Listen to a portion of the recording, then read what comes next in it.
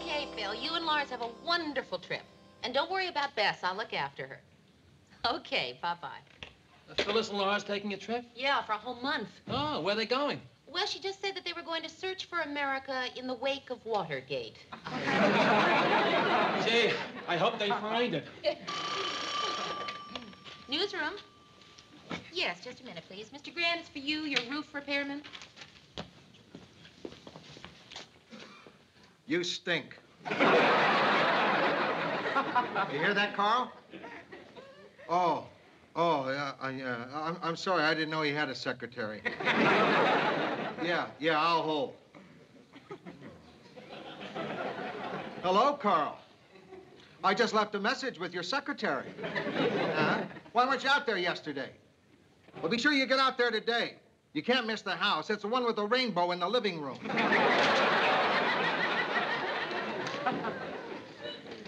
Can you believe that? Somebody just told me I lost my cue card, boy. Well, I'm going to let Lou have it. Yeah, he's in a terrible mood.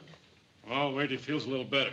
Then I'll let him have it. I mean, how could he let him promote my cue card, boy? He's the best cue card boy I ever had. But, Ted, it's not that hard to hold the cards. You'll find somebody good. I mean, anybody can do it. Mary, if anybody could do it, I wouldn't have fired the last 7 guys at this station alone. There was one guy who moved his finger too fast. This is Ted Baxter with the news. There was one guy who moved it too slow. This is Ted Baxter. Then there was a nervous guy. This is... But Harvey had the perfect finger. I'll get it. Ted? I said I'll get it. Cha-Cha Charlie, the DJ who pays, answers calling when at all. Isn't this the radio station gives away all the money? Oh. Well, who is it?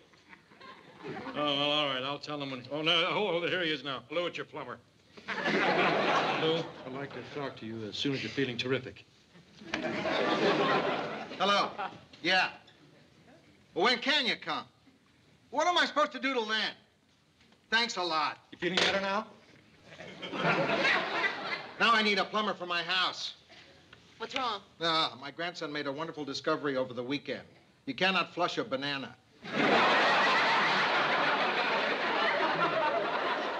Mary, try to find me a plumber. Lou, you want my cue card boy to fix your toilet? What? If we can keep him, I can get him to do it. Boy, you're really having your troubles with that place, huh? Yeah. You know, I really ought to get rid of that house once and for all. You know, that's a great idea, Mr. Grant. Why don't you just sell it and get an apartment? Okay. Okay? Well, you said sell it. I'll sell it. Yeah, but I didn't mean... I mean, you know, I figured you'd sort of think about it, you know, kind of ruminate, and then sort of in the spring, maybe. What's bothering you? Well, I don't want to be responsible for changing your life. Well, then don't go around telling people to sell their houses. Lou, do you feel any better now that you got rid of your house? What do you want, Ted? It's about my cue card, boy, Lou. Oh, yeah, that's right. Mary, hire somebody to do idiot cards for Ted. Don't call them idiot cards. I resent that. They're called cue cards.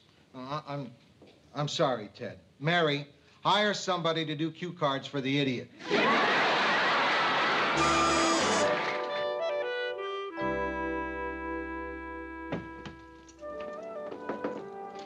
Hello. Hiya, Bess.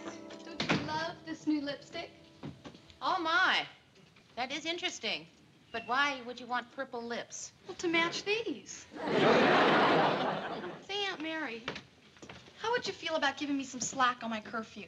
Sorry, Bess. Your mother said 10:30 and not a minute later. But I'm 16 years old. But, Bess, that has nothing to do with it. Yeah, you're right. Lars is 52, and Phyllis won't let him stay out past 10:30. I got some lamb chops. I hope you're hungry. You cooked last night. Why don't you let me handle dinner tonight? Why should you do all the work?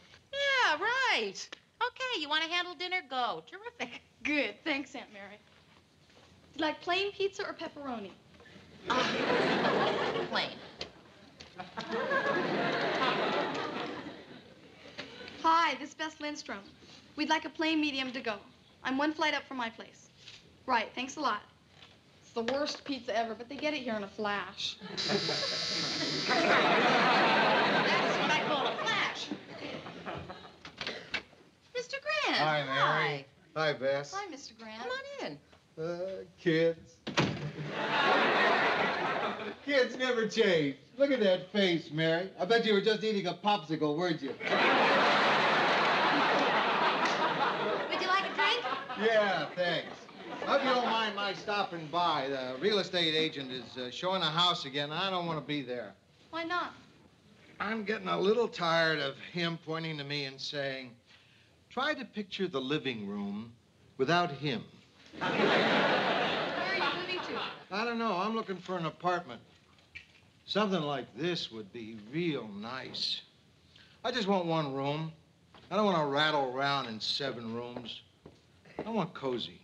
Hey, Rhoda's place is empty. Bess, it isn't cozy. I could look at it. Yeah, but it's locked. It's not cozy and it's locked. And Phyllis has the key and she's in Las Vegas. And, you certainly don't want to fly all the way to Las Vegas to get the key, do you? But Aunt Mary, I'll be glad to go downstairs. Bess, dear. Can I see you in the kitchen for just a minute? There's something I want to show you how to work. Okay. Mr. Grant, what I was going to say is I have an extra key downstairs if you want to look at it. Bess, here, What do you want to show me how to work? this. Bess, I'm not sure that you're the right person for me to talk to about this, but even though Mr. Grant and I are really good friends, I just don't want him living one flight above me. I understand. You do? You don't think it's crummy of me to keep him from an apartment he might like just because I'm concerned about my privacy? No, I think everything you do is wonderful. Boy, Beth, maybe you are the right person for me to be talking to about this. See, it's just that I want to keep my home, and the office, you know? Yeah, it makes a lot of sense. Yeah, Bess, no doubt about it. You were the right one for me to talk to. I can tell Mr. Grant I can't find the key. No, I don't want you to lie to him. Well, then why don't you just tell him you don't want him to move in? Because I find it very difficult to say no to people I'm close to. Hey, about my 10:30 curfew, couldn't No.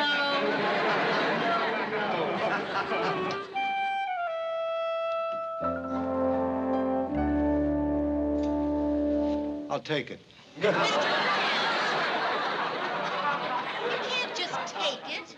You don't know anything about the apartment. You have to look around first. Yeah, I guess you're right.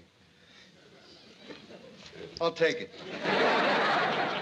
Don't you think it's a little small? Right, I like small. The smaller the place, the smaller the problems. But you have 7 rooms of furniture. Well, I can get rid of some of it, and the rest of it I can put on rollers. On rollers? Yeah.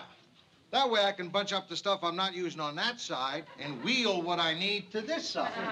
Wheel in the dining room, wheel out the living room. Oh, Mr. Grant, you can't live like that. Why not? You have wheels on your bed? Wheels? Yeah, wheels. You have them on your bed. I don't need wheels on my bed, Mr. Grant. I never go anywhere in my bed. Nice storage space. Nice kitchen. Did you see the closet space? Did you see how small it is? I mean, Rhoda used to say it's so small that the moths had to sleep standing up. Mary, I told you I like small. This is great. Look, I'm a single guy living alone. I eat out most of the time. I don't see many people. This is perfect for me. Perfect. Yeah, Mary, it's not only good for you, it's good for me. How? How is it good for me? Let's face it, we both live alone. And this way, we don't have to worry about getting lonely. Now, if you get lonely, you can just knock on my door and say, hey, you feel like a beer? And if you're lonely, you can always Right. on mine. There's only one thing that bothers me. Yeah, what? You see me all day at the office. Now, if you have to live next to me, you'd get sick of me. Oh, Mr. Grant, I wouldn't say that. Being around me 24 hours a day, you'd get sick of me. Oh, Mr. Grant. Hey, I'm not the easiest guy to get along with. I can be pretty difficult. In fact, I can be a real pain in the neck. You get sick of me. Mr. Grant, I would not get sick of you. Okay, I'll take it. Come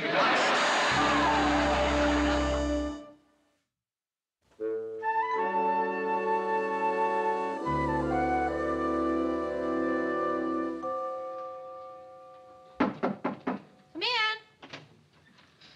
Say, Mary, can I see if your TV's working? I'm having trouble with mine. I don't know if it's the set or the aerial. Yeah, sure.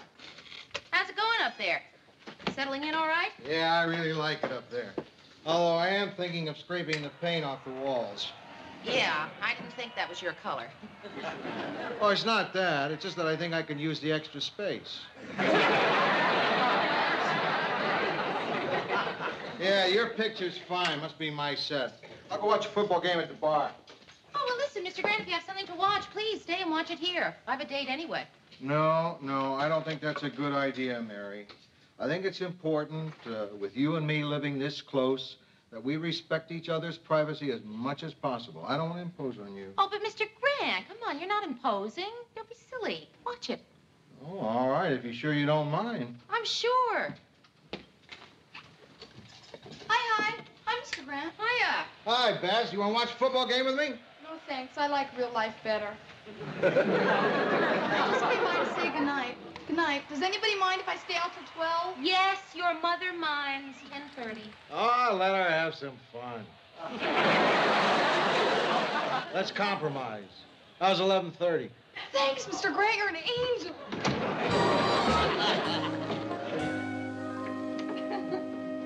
Oh, David, I had a terrific evening. Thanks.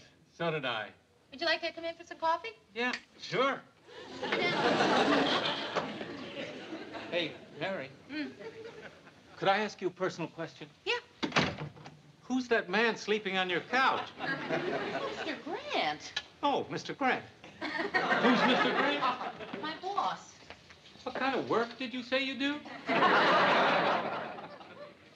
Grant. Mr. Grant? I can't wake you. Here, let me try. Mr. Grant? Mr. Grant? Mr. Grant?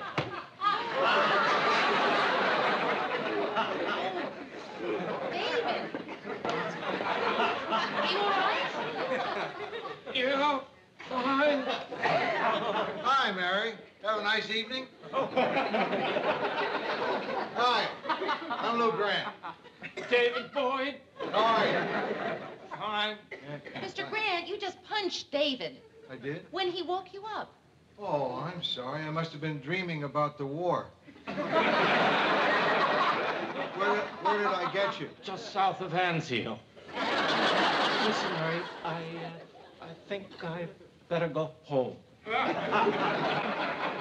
had a wonderful time. Thanks. So did I. Great time.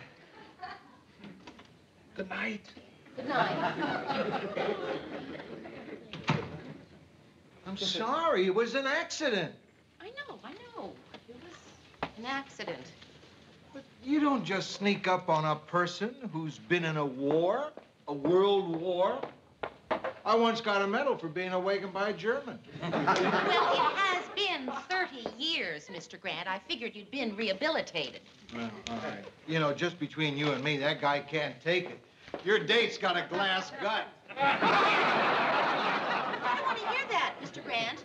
I want to know what you're doing on my couch at 1 o'clock in the morning. Well, you know I always fall asleep watching television. No, I don't know that. How would I know that? Okay, well, I always fall asleep watching television. What you don't seem to realize here, Mr. Grant, is that you ruined my evening.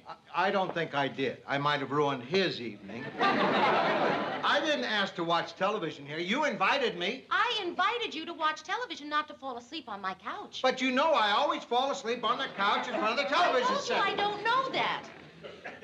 Mr. Grant, we ought to get something straight. What? At the office, you're my boss, but here at home, you're not. You understand that? Sure, I understand. I not only understand, I'm going home. Good.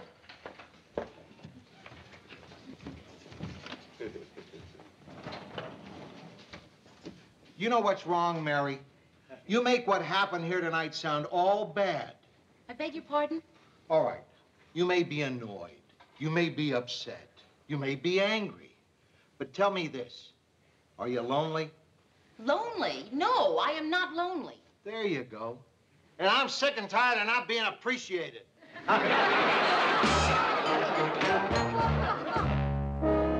Harry, what did you do? How could you make a mistake like that? What mistake? The new cue card boy. Didn't you realize she was a girl? Yes, Ted, I did. She was quite candid about that during the interview. But anybody knows it's not a girl's job. And that's why they call it a cue card boy. Ted, give me a break, will you? I didn't get much sleep last night. I'm very upset, and I'm way behind on my work. I can't cope with it right now, okay? Oh, yeah? Well, maybe Lou will want to talk about it. Good. I wish you would. Do that. Oh, come on, Mary. Have a heart. I can't work with a girl cue card boy. That's too thin. I like it bold because I say it bold. All right, Ted. I'll ask her to print boldly. And there's something else, too. I don't feel right, you know, when I make certain kind of jokes during the commercial breaks when a girl's around. Well, Ted, if you don't feel right, then don't make them. But I have to. They keep the little people relaxed. Keep them sort of loose, you know? I need a loose crew, Mary. Ted, if you don't have a loose screw, nobody does. Oh, say, Lou. What is this above the letter I? A dot or a circle? A circle. You see what I mean, Mary? All right, so it's a circle, not a dot. I want dots over my eyes, Mary. Dots. And that's why Ted thinks we need a new cue card person. It's just... Ted's the one who has to read the cue cards. If he's not satisfied, there should be a change. He's right.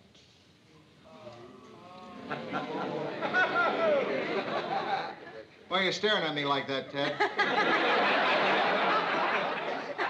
I'm trying to figure the angles. What angle? Well, I figure you're telling me I'm right so that I'll get happy. Then you can make a fool of me. That's it, isn't it? No, that's not it. You agree with Ted? Sure. He agrees with you. He really does. Lou, if it's a joke, make a fool of me now. Wouldn't be nice to wait later.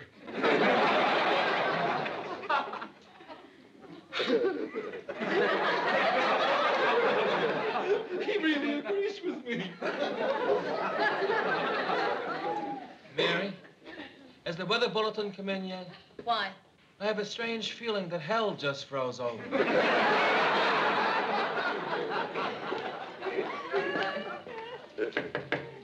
Who is it? Mary. Mary who? Mr. Grant, I have to talk to you. Mary, we're in the office now. You can't just barge in here like some kind of neighbor. You want to say something, but you're having trouble starting, right? Right. I know. Starting is always the hard part. Now, would it help you if I started? Would that help? I don't know. Yes, it probably would make it a little easier. All right, I'll start. What?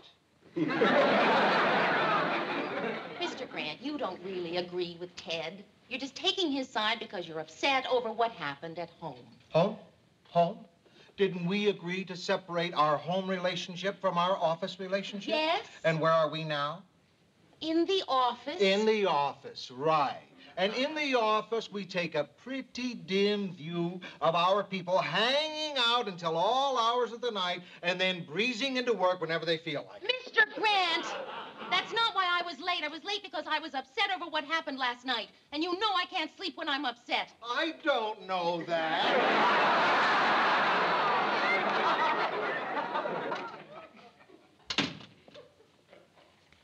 Well, what is it, Ted? I was just about going to tell the guys in the crew how you said I was right about the cue card girl, but then I figured that was the joke. That you'd wait until I told the guys on the crew, and then you'd pull the old rug out from under. Said, well, I just came in to tell you that I'm not falling for it. Ted, if you'd like to know what's happening here, Mr. Grant is taking your side because he's upset over something that happened at home. Oh, no, I'm not buying that. Because if that's a joke, that would be the perfect thing to say to convince me that it wasn't. Mr. Mr. Grant, I don't think you and I have anything further to say to each other. I mean, I know that I don't. Oh, yes, you do. Yes, you do. You want to tell me that you want me to move out of Rhoda's apartment? Oh, yes, Mr. Grant, I guess I do.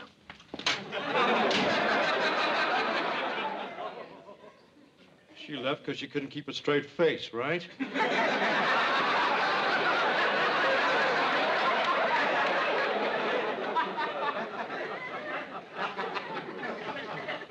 Come here, Ted.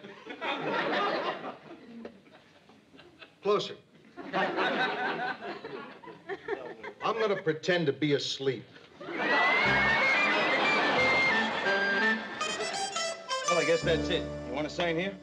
Yeah. Thanks. Thank you. I wish everyone had sense enough to put everything on rollers. Hi. All set to go? Mm-hmm. Well, looks like they got just about everything moved out. Uh-huh. The new place all ready to move into? Uh-huh. Mr. Grant, couldn't we talk about this? Uh-uh. Mr. Grant, I've been trying to talk to you for the last week. You keep rumbling by saying no comment, like I was from the Washington Post or something. There's nothing to talk about. We tried, and it didn't work out. I'm sorry. There's nothing to be sorry about. Nobody's to blame. That's the way things happen. And you're not angry with me anymore? No.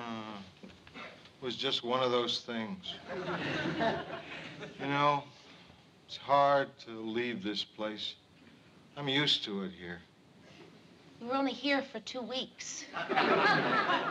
I know, but it seems like 3 or 4. Well, we had some good times here, didn't we, Mayor? We sure did. Great times. Where'd we go wrong, Mary? Oh, I don't know. Mr. Grant, I guess, just wasn't meant to be. Well, one thing you have to admit about us living next to each other like this, it sure wasn't lonely. It sure wasn't. You know, Mary, loneliness is vastly underrated.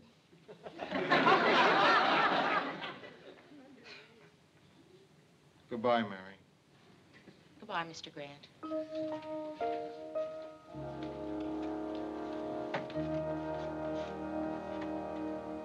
I'm gonna miss you, Mary. Oh, I'm gonna miss you, too. See you in the office tomorrow. Right.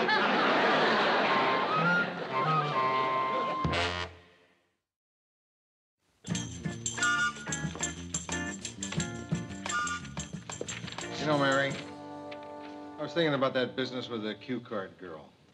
You do whatever you want, never mind about Ted. Thanks, Mr. Grant. I know she's going to work out just fine. Hey, how's the new apartment? Oh, terrific. Sure beats living in a house.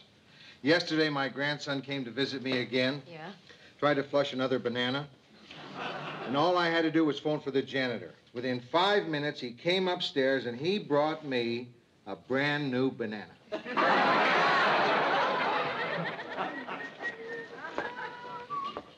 Hi, Lou. Hi, Mary. Hi.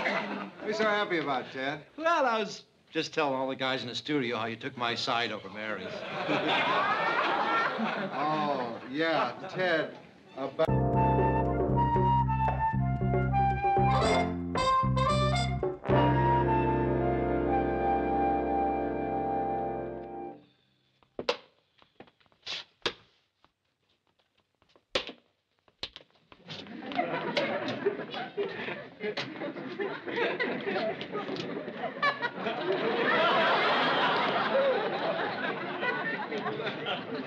I'm sorry I'm late, Lou, but you know how fans can hold you up.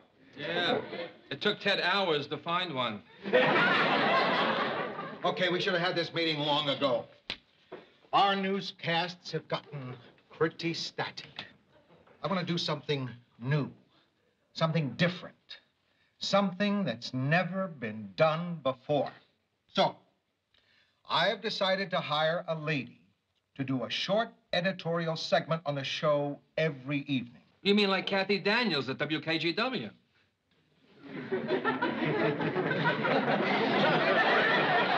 Yeah, something like that. She'll do special interest And items. Sylvia McMahon over Channel 6. She's another one. On that order, yeah.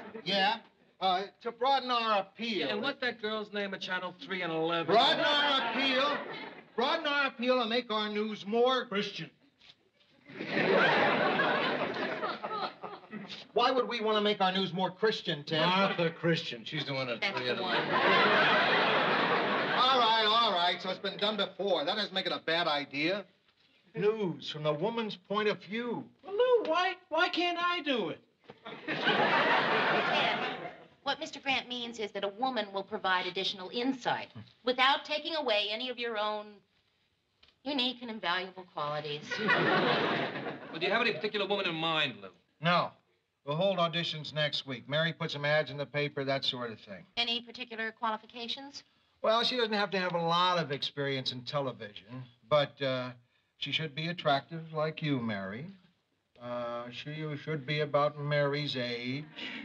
Bright, well-dressed like Mary. Well, why not just ask Mary? She's wrong for it. Okay, that about wraps up the meeting. Okay, I'll get on this right away. Yeah, I want to help Mary screen the candidates. Say, Lou, how much are you paying her? Don't worry, Ted. It's going to be less than what you make, around $15,000. It's worth it to give the show a new look. Lou, I could give you that new look and save you 5 big ones. What are you talking about? For $10,000, I'll grow a beard. Get out of my office. How about a mustache for 5? Ted? Come on, Lou, give me a break. Sideburns for 2? Ted, you just listened to me describe the kind of woman we're looking for. In that entire description, did you hear anything about a beard, a mustache, a sideburn? I'm just trying to help, Lou. Don't slam the door, Ted. I'll pluck my eyebrows for $100 now.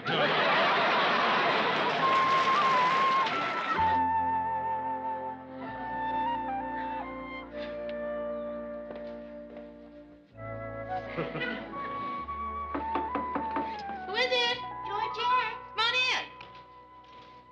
Hi, Mary. Hi. I hope I'm not disturbing you. Please tell me if I am. No, you're not disturbing me. I'm not sure you'd tell me if I were. Yeah, I would.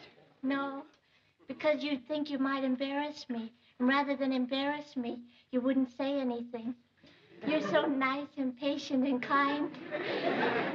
You wouldn't say anything, would you? Well, I don't know. Maybe. Thank you. But I don't want to disturb you. Georgette!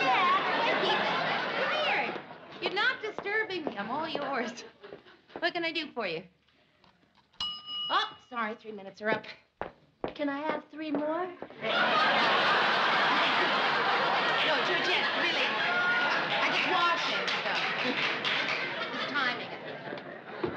I like the way you stuffed your hat. Thanks. What do you want to see me about? I want to talk to you about the lady newscaster. Ted sent you, didn't he? No, he brought me. He's downstairs in the car, but you're not supposed to know. Okay, I don't. So don't ask why doesn't he come up. Won't. It's lucky you have 2 chairs that far apart.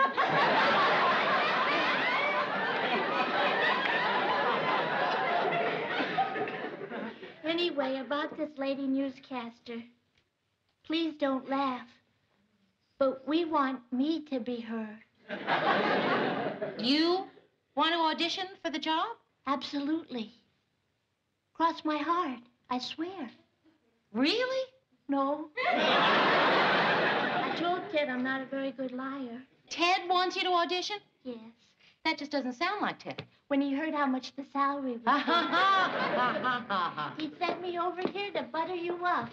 But don't think that that's why I said I like the way you stuffed your hat. I do. I like the way you stuffed your hat. Thank you. Georgette, I just can't believe that you'd want to audition for that job. But I don't. That's what I told Ted. I said, Ted, I don't want to audition. And he said, why not? And I said, That's just not me. And he said, then who is it? And I said, Mary. Me? You'd be perfect, Mary. You're just what you're looking for. No, Georgette, come on. I'm a behind-the-scenes person. Although, I did do that editorial once, and I wasn't bad, was I? No, I don't. You really think I should try out for the job? Yes, really. I said, Ted, I don't want to audition. And he said, why not? And I said, that's just not me. And he said, then who is it? And I said, Mary. Fine, and be prepared with 1 or 2 minutes of news copy. Well, no, it doesn't matter. Just anything that's comfortable. All right, fine. We'll see you then. Bye-bye. A lot of girls interested in auditioning? Ah, dozens. Hey, Mert, you remember what you said in the meeting yesterday? No. Yeah, come on, sure you do. You said some silly thing about hiring me for the job. Oh, yeah.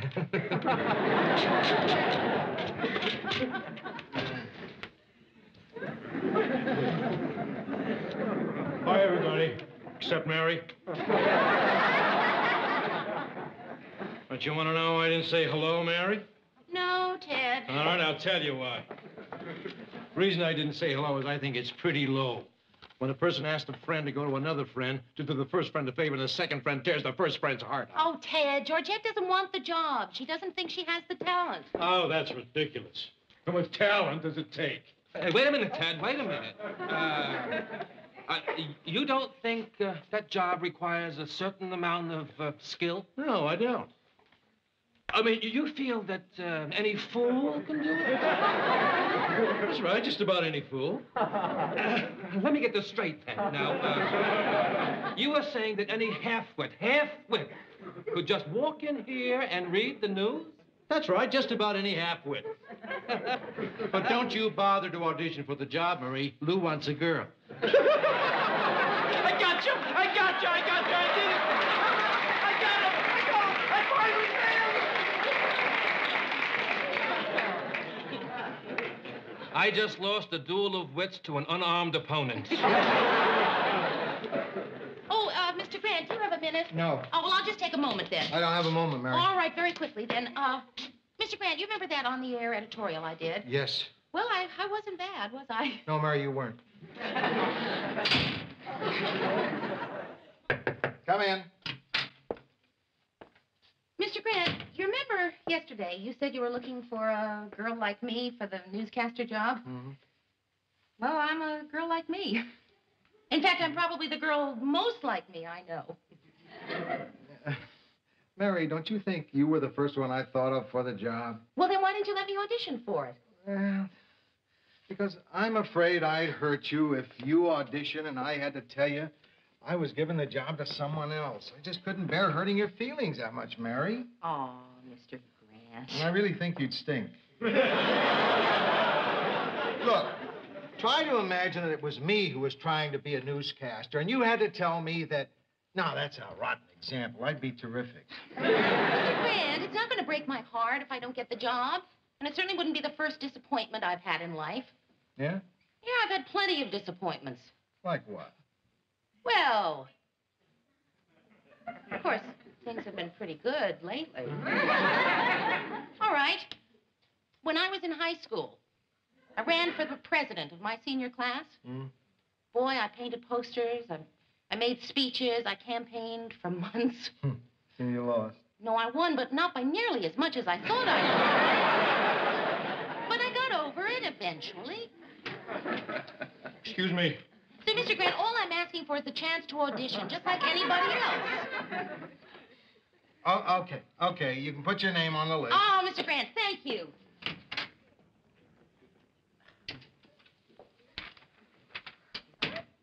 So I was right. She did want that job for herself. I never would have believed she could be so sly, so cunning, so ambitious. Intriguing behind the backs of her very best friends. And all for an extra few $1,000s a year. She's my kind of woman.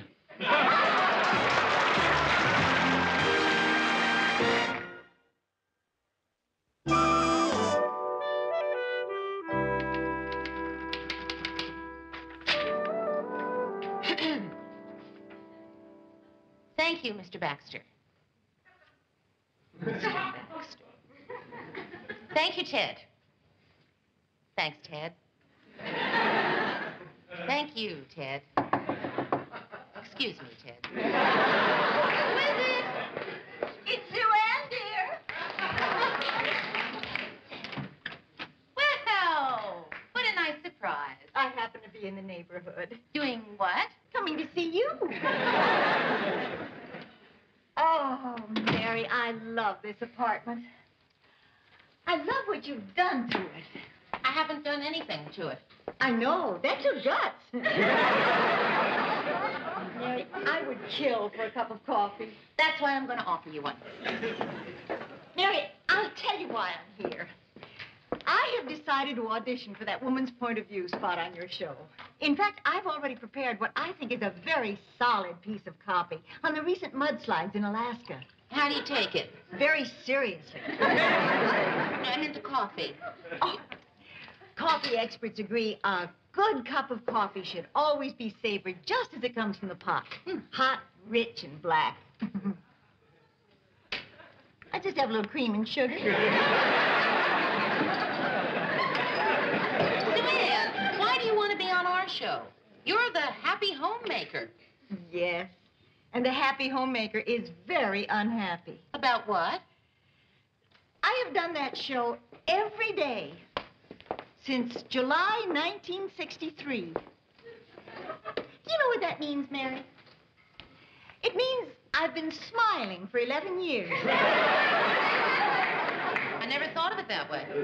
I want a job where I don't have to smile. I don't like smiling all the time. It's against my nature. Sue Ann, you're smiling. I am. Right now? Uh-huh.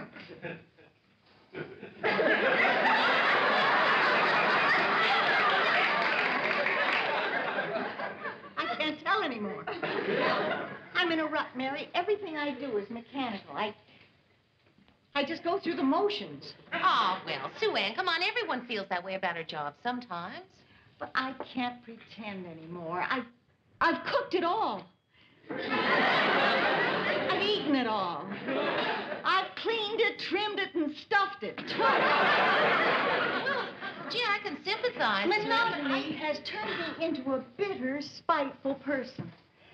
Oh, I know you haven't noticed, but it has. Really? And I don't want to be that way, Mary. I want to be a nice person. And with your help, I'm going to be a nice person. And changing jobs is the first step.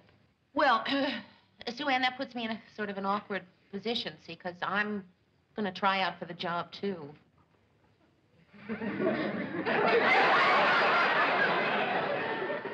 Well, now, I wonder how a nice person would react to that news. Well, I don't think a nice person wouldn't point out the dubious ethics of an associate producer auditioning for her own show.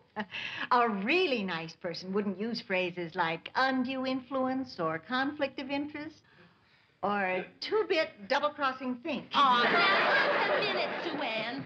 In the language of the newsroom, that's an allegation. I have no more influence over the audition than anybody else. Mary, dear, in the language of the kitchen, that's a crock. And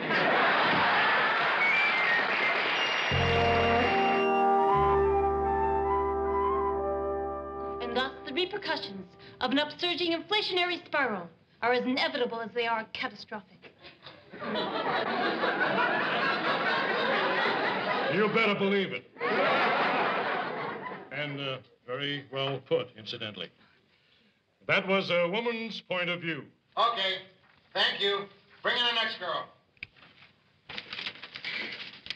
That was just awful, wasn't it? I hated myself. I was just awful. No, you weren't. You were fine. Thank you. How was I, Lou? Just awful. Good morning, Lou. Oh, good morning, Sue Ann. Ted will brief you. Sue Ann, park it over here. That's the camera. When the red light goes on, that means that the camera is about... I know what I'm doing. Just cue me and then stick a sock in it. Everybody. And action. And now with the new feature, news from a woman's point of view, Sue Ann Nibbins. Thank you very much, Ted. And good evening. Massive mudslides wreak havoc. Late last evening, huge mudslides in south central Alaska buried the picturesque little village of Nornsk, long noted for its tapestries and woolly artifacts. Apple-cheeked housewives bustling down the cobbled streets were swept away by slithering mounds of mud. Let's all hope that survivors remembered that stubborn grime can be removed with a blend of and cornstarch. Victims, plucked gagging from the slime, were treated at the high school gym, stunningly decorated for that night's prom, the theme of which is fun on the farm. Volunteers, dressed as cows and chickens, circulated among the injured, passing out hand-embroidered tea towels. Hot soup, always a nourishing basic, was ladled from a tureen concealed inside a huge pink papier-mâché pig. And now, back to Ted.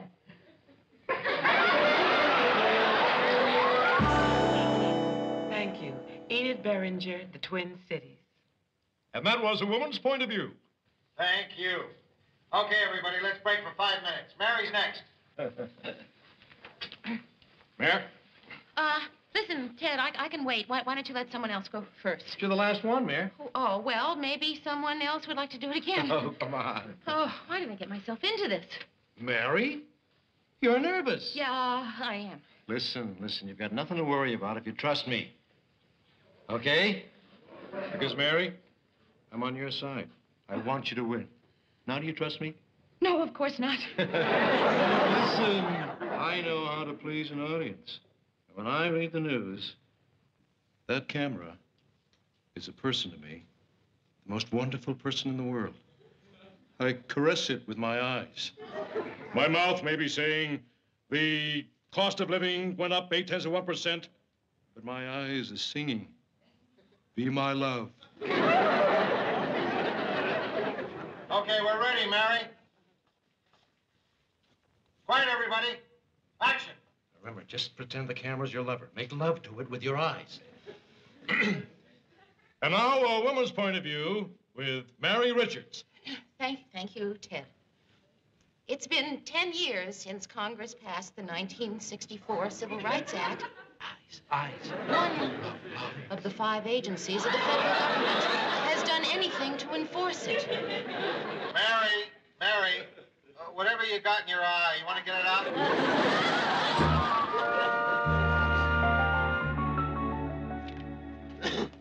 Oh, hey, Lou, you gonna give Mary another try? What for? She wasn't good, Murray. I wish she had been. I wish she'd been terrific, but she tried twice and she wasn't. I know, but she was nervous. Just don't know how I'm going to break it to her. You wouldn't like to, would you? Sorry, Lou. I'm no good at breaking bad news.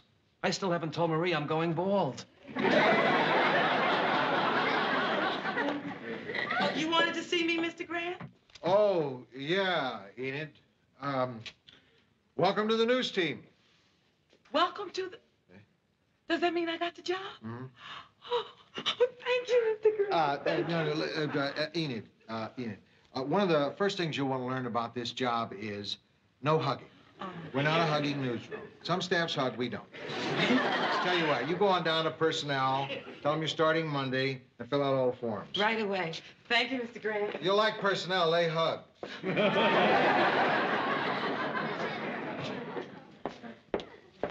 So, Mr. Grant, any decision? Not yet. Well, I wasn't rushing you, just, wondered if there was any kind of decision.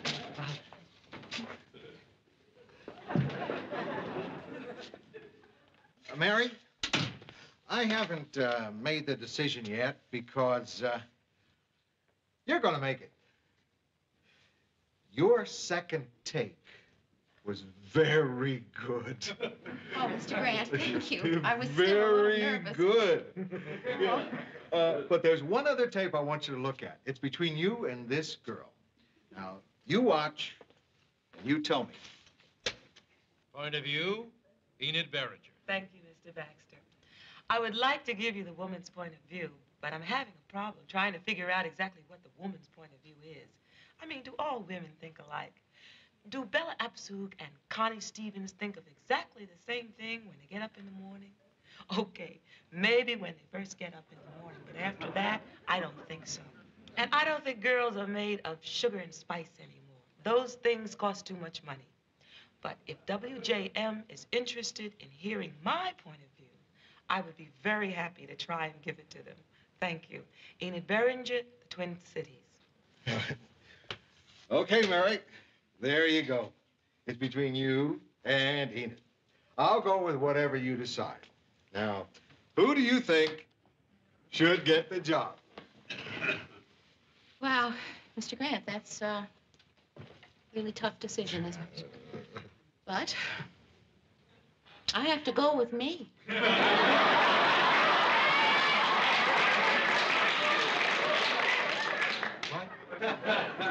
Mary, Enid gave a great audition. Yes, she did. Excellent, an excellent audition. Maybe even better than mine. But, no. I mean, how many times can she go out there and say that? Say what? That there's no such thing as a woman's point of view. I mean, that's a cute idea. Really cute, really cute. But what's she going to do the next night? And besides that, Mr. Grant, I've got the newsroom experience. You know, an audition isn't everything. I mean, she was good. Really, really fine. But I think all the factors considered, I got to go with me. Mary, come in. Oh, hi, Mary. Hi. Mr. Grant, it's all set. I went down to personnel. I told them I start Monday. And thank you again. I won't let you down.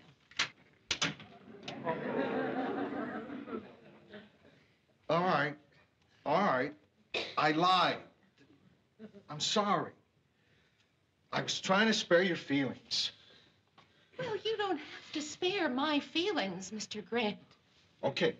Okay. Look. Look, Mary. Look. Now you look. It wasn't between the two of you. You didn't finish second. You finished fourth. Fourth? That's why I couldn't tell you the truth right out. Fourth? I didn't want to hurt you. Fourth? Sixth.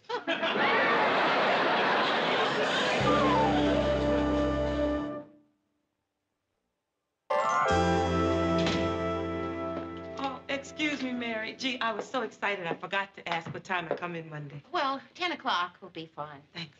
Oh, Enid, listen, I'm really glad you got the job. I thought you were just terrific. Congratulations. Thanks, Mary.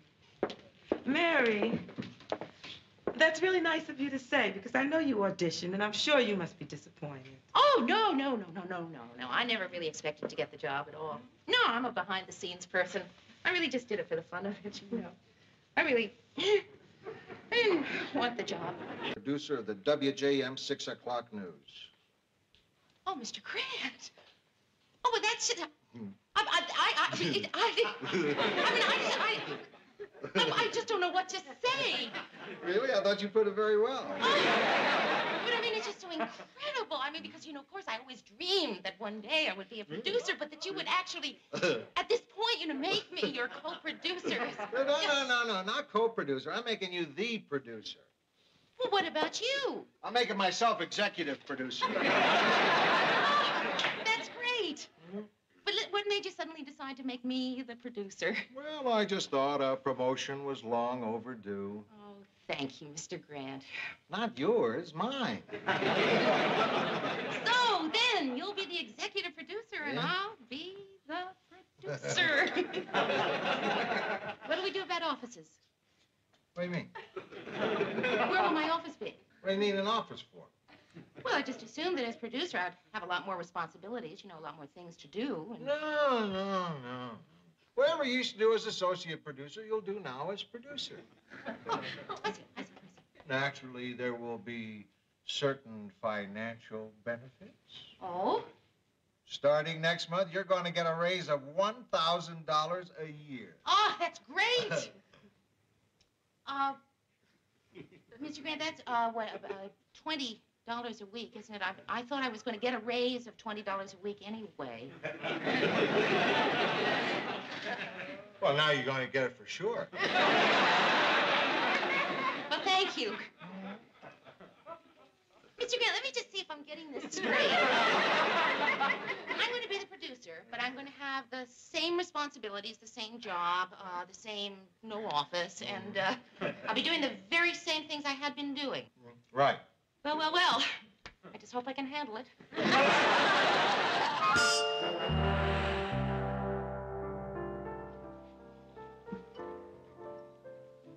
Mary? Hi, Ted. I got here just as soon as I could. Sit down. What's wrong? Care for a drink? No, thank you. You said it was important that you had to see me right away. Well, let's order first, then we'll talk. Yes. I'll have the veal cordon bleu with the house salad. Mary, whatever you like, don't worry about the price. I'll have the lamb chops. She'll have the $8.95.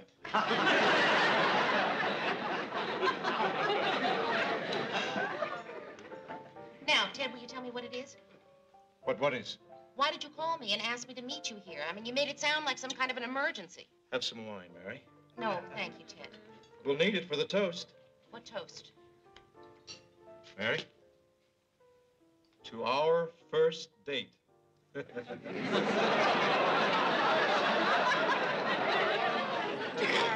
What? Our first date.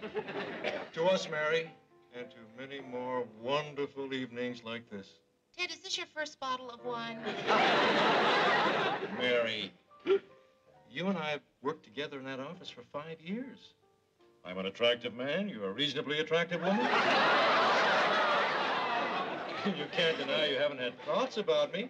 Oh, yes, Ted, I have had thoughts. I know you probably figured me being who I am and you being who you were, that I was too far above you. Now that you're a producer, it's a whole new ballgame. Well, Ted, I'm very, very flattered, but, and this is a big but. I don't want to date you. Well, I'll tell you what, Mary. We'll do it on the sly. Even in the newsroom, it'll be our secret. Oh, naturally, there'll be those meaningful glances across the desk, those furtive longings, those private jokes that only lovers understand. Oh, Ted, please stop. Let's get something clear right now. I don't want you to think of us that way. How am I supposed to think of us? Think of us as brother and sister. Brother and sister, huh? I've always wanted a kid sister, someone to help me meet a lot of chicks. Ted, I can't help you meet a lot of chicks. Then you can't be my sister.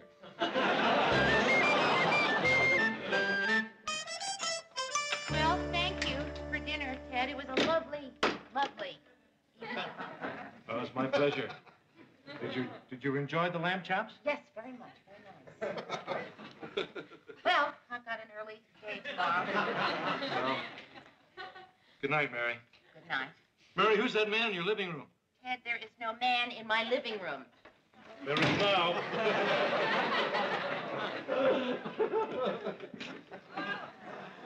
I'll have mine black, Mary. There's no coffee.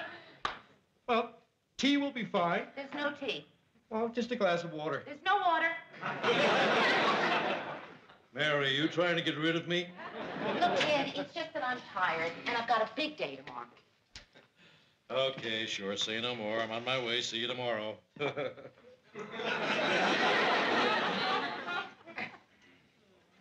Oh, okay.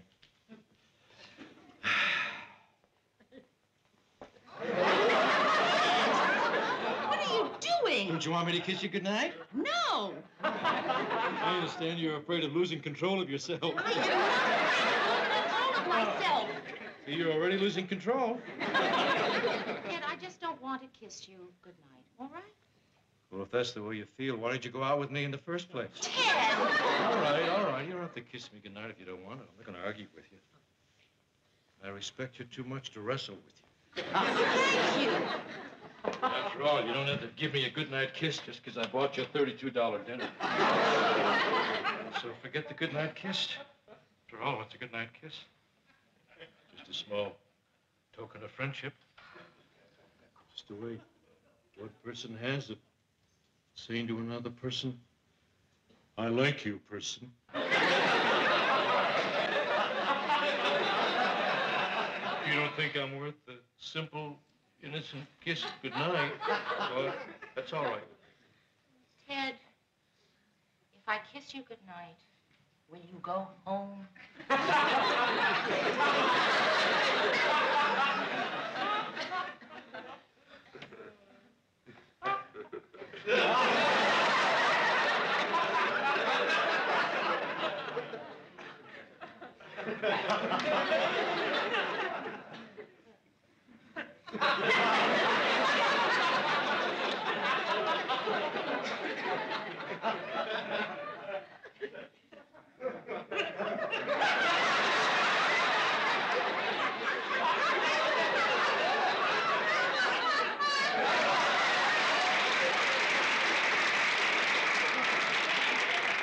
The woman hasn't been born who can resist Ted Baxter.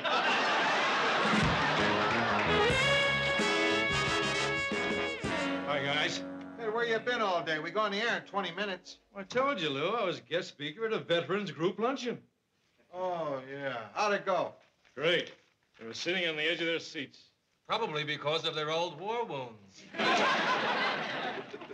Where's Mary? Oh, she's in editing. Oh, I'll just leave these candies on her desk. Maybe I ought to write her a note.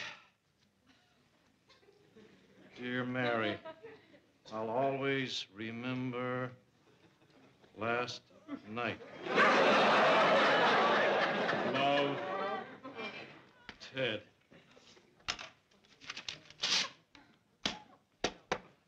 Oh, last night. Was there ever a night like last night? Mm-hmm.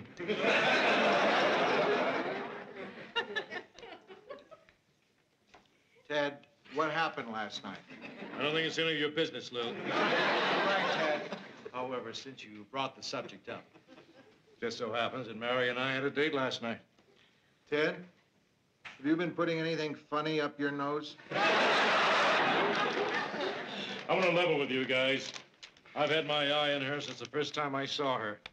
And yesterday, when I realized she'd been here 5 years and I haven't really made my move yet, well, I said to myself, if you're ever going to make a move, now's the time to make it. Otherwise, before you know it, another 5 years will go by and she'll be too old for me. Well, what did you and Mary do on this date you had? Well, we had an intimate dinner at the Chez Antoine, then we went back to her place for coffee. You went back to her place for coffee? Well, we went back to her place, but we didn't have coffee. If you know what I mean. Mary and Ted? It's impossible. Joey Heatherton and Mao Zedong, eh? Who brought me the candy? Oh, Ted left that, and the notes. Ted. Honestly, sometimes I don't believe that man. All right. You wouldn't believe the story he just came in here with. What story? Some crazy story about you and him going out on a date last night. Ted said that he and I had a date. There was no date. No date. All it was. Mary, you don't have to say a word. We know Ted. Yeah, Ted's always bragging about something, and the day it's you, so don't worry about it. Right, believe us. We didn't give it a second thought. Oh, hi, Mary. Say, listen, did I by any chance lose a cufflink in your apartment last night? Yeah, you did, Ted. I found it in the couch this morning.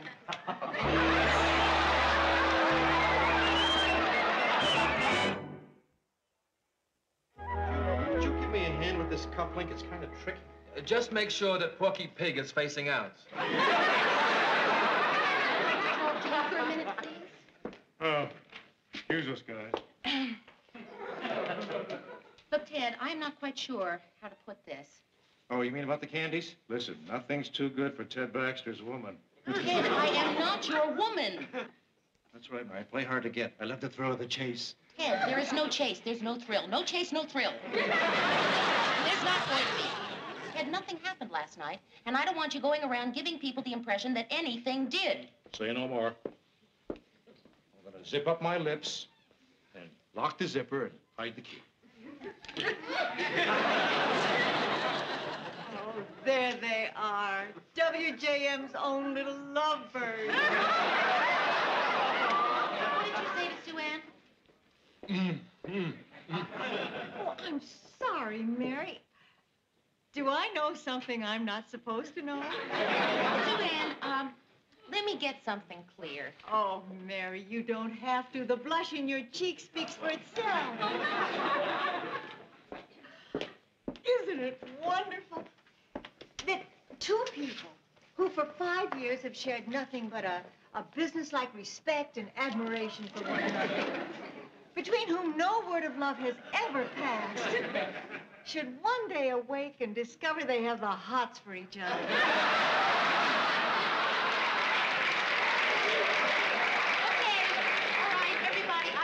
I'd like to say something. I don't know what Ted told you happened last night, but I would like to get it straight. Just so there's no misunderstanding. Not that it matters one way or the other, but just for the record, Ted Baxter and I did not go out on a date last night. True, we did have dinner together in a restaurant, and true, he did bring me back to my apartment, did in fact come inside the apartment, and true, I did kiss him goodnight, but there was no date. Right? Oh, sure. Good. Who said there was a date? I mean, why should we think there was a date? Look, Murray, if I were going out with Ted, I would admit it, wouldn't I? Mary, you want to come to my office for a second?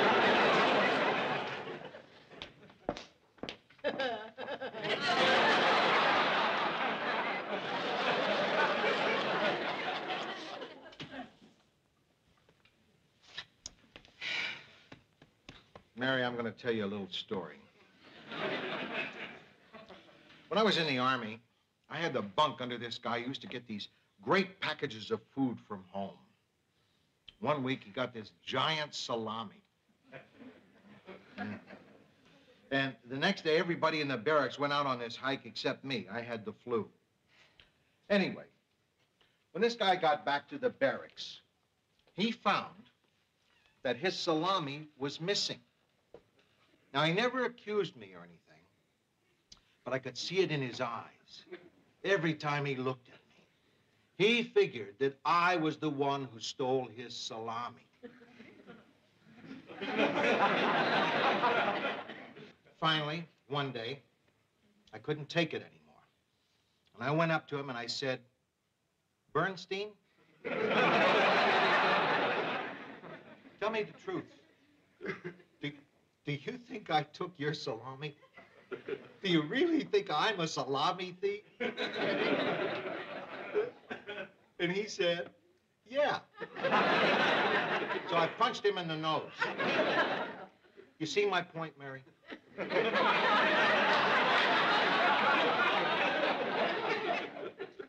Neither did Bernstein. So I went out and bought him a salami, which of course convinced him that I was the one who stole his. Anyway, what I'm trying to say is, you can't let yourself worry about what other people think about you, or you'll go crazy. Look, you know what happened between Ted and you. Nothing happened between Ted and me. All right, you know what didn't happen between you But and... I would like to know that everyone else knows that nothing happened. The point is, who cares what anybody else knows or thinks they know? It's over. Forget it. You're right. It's over, forget it. You're right, of course. Thank you. Right. Hey, Mr. Grant, did they ever find out who stole Bernstein's salami? I did.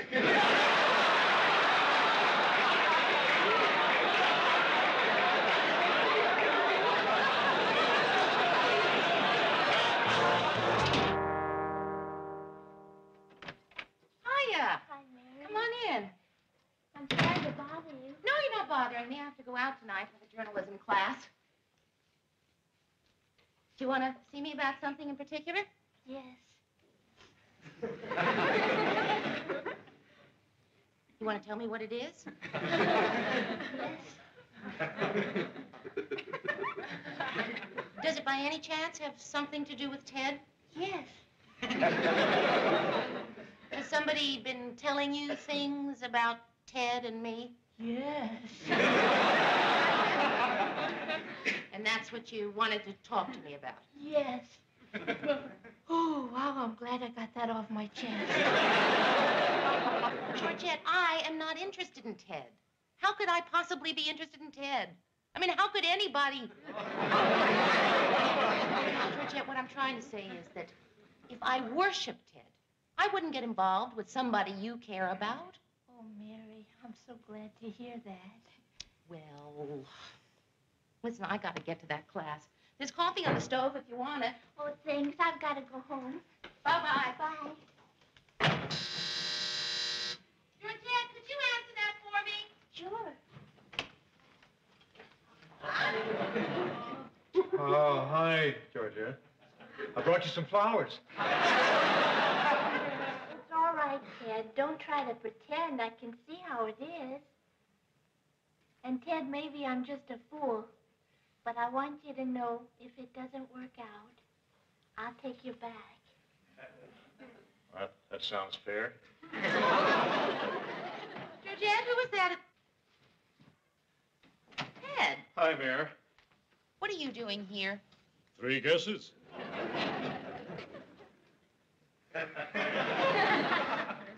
All right, Ted.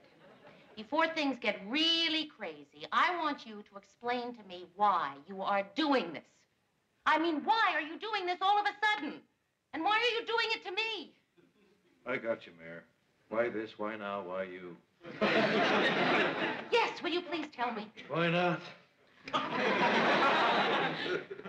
Mary, you don't know much about me, do you? I mean, probably just what you read in my bio. No, Ted, I haven't read your bio. You know nothing about me. So, Mary? You're not going to tell me about Fresno, are you? I'm not going to tell you about Fresno, where it all started in the 5,000-watt radius. No, Mary, I'm going to tell you about me and women. Things I've never ever told a human being before. The only reason I'm telling you is that I'm hoping deep in my heart that after you hear all this, you'll be a pushover. No. Mary, all my life, there's been a certain kind of woman that's never been interested in me. Classy, you know what I mean? Uptown, shishi, ritzy, chic. Ted, I'm not that kind of woman.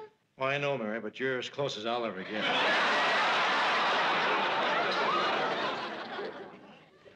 I know. And Georgette's really better for me than you are. Just once, I'd like to prove that I can get the kind of girl like you. But, Ted, you didn't get me. But nobody else knows that.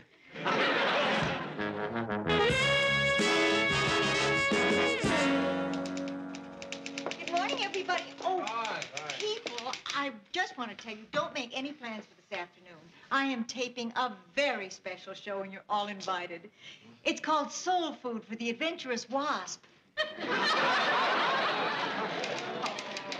right. Okay, that does it. I've got to say something. I don't know what I'm going to say, but I got to say something. What's wrong? This whole crazy thing with Ted has just gotten out of hand. Now everybody in the building thinks I'm easy pickings. That's ridiculous, Oh, Mary. really?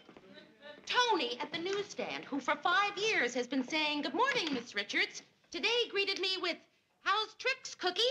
And just now, Ollie, the elevator man, stopped the car between floors, leered at me, and said he was out of gas. Oh, what's the big deal? Ollie has to be at least 85 years old. No wonder he's out of gas. Go ahead, laugh. But to me, this happens to be very serious. I know I shouldn't care what people think, but I do. I can't help it. That's the way I am. I wash my hair before I go to the hairdresser. If somebody's stomach rumbles, I'm terrified that people will think it's mine. Once I went into a bookstore to buy a copy of What You Always Wanted to Know About Sex But Were Afraid to Ask. I was afraid to ask for the book. So you can see why it's very important for me to know that you all believe me about Ted. Even though I realize the more I stand here trying to get you to believe me, the less you do believe me. Mary, We believe you. How can you believe me? If I were listening to me talk like this, I wouldn't believe me. Mary, you gotta calm down. Well, I can't. Mary, you want to come in my office? No, Mr. Grant, the Bernstein story won't do it. I never did understand it. Look, I'm really sorry. I thought I could maybe clear things up. And I don't even know what I'm talking about anymore, and I'm very sorry, so let's just forget it and we'll all go back to work. Hold it. Everybody stay where they are. Now hear this. For the past couple of days, I've been saying things that led you to believe there's something between Mary and me. Well, I lied. In the first place, she didn't propose to me. And in the second place, she never offered to take me to Hawaii. And in the third place, there are no fingernail scratches down my back. They're all lies. I made them all up. To sum it up, I am not now, nor have I ever been, Mary Richards' lover. Now you can go back to work.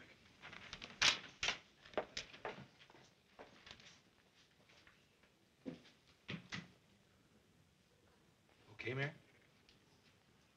Well, I realized that was very hard for you to do, Ted. Well, nobody's gonna mess around with my little sister. And if anybody ever gives you any trouble, you just come straight to yours truly, okay? I mean anybody.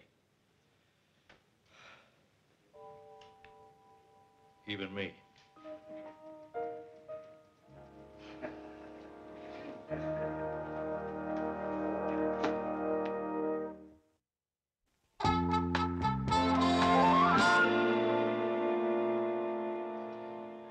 So you see, Chuckles, no matter what you heard, nothing happened between Mary and me.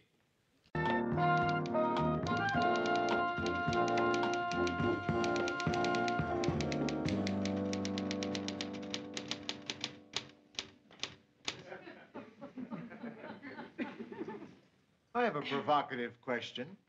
Why is the producer of the 6 o'clock news watching the writer of the 6 o'clock news write the 6 o'clock news? Because, Mr. Grant, since you made me a producer over a week ago, I just feel I should be doing something more. Supervising somebody. Can't you give me something to do? I don't care anything. How small or insignificant? Bye, guys. Okay. From now on, you can supervise Ted. Welcome to your first command, General Custer. Say, the newsroom is certainly redolent of coffee this morning. It's what? And you call yourself a writer? Redolent. Redolent of coffee. It means it smells. Ted, what's the book? You and your vocabulary. I'm planning to work in a few words into every newscast, give a little class. What do you think of the idea, Murph? I think it's redolent, Ted. Well, Mary, we certainly didn't wait long to get ourselves a press agent, did we? What are you talking about, Sue Ann? This piece of puffery in the TV section.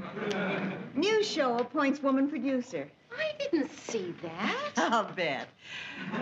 With this promotion, Mary Richards becomes the most important woman at station WJM.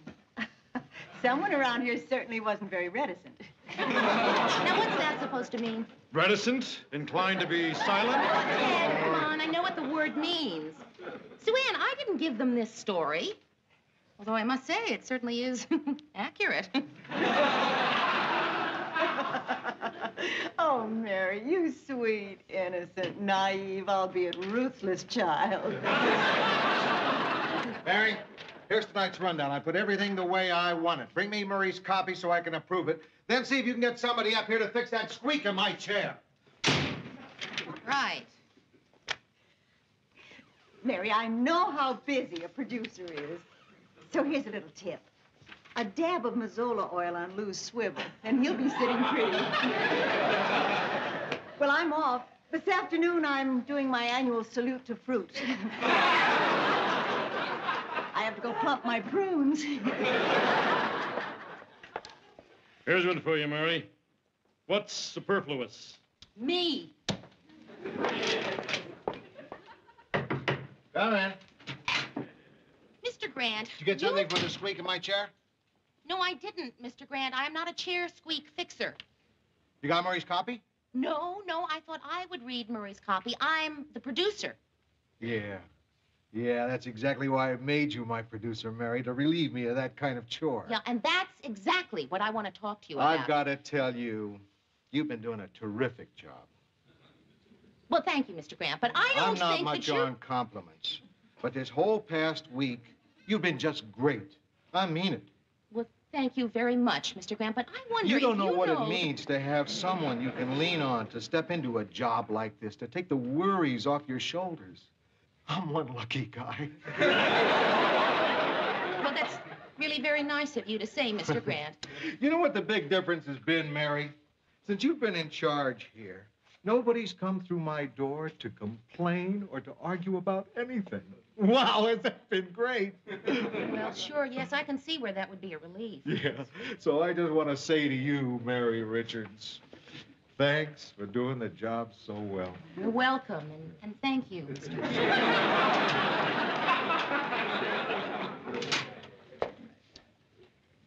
What just happened here? I sandbagged you. You came in here to gripe about something. I took the wind out of your sails. That's why I'm the executive producer. Yeah, and Mr. Grant, I'm the producer. I know I am because I see my name on the credits of the show every night, but that's the only way anyone could tell. Okay. Okay. I'll get you a sign for your desks. Mr. Grant, I don't want a sign for my desk. I just want a chance to produce the 6 o'clock news, just to see if I can do it.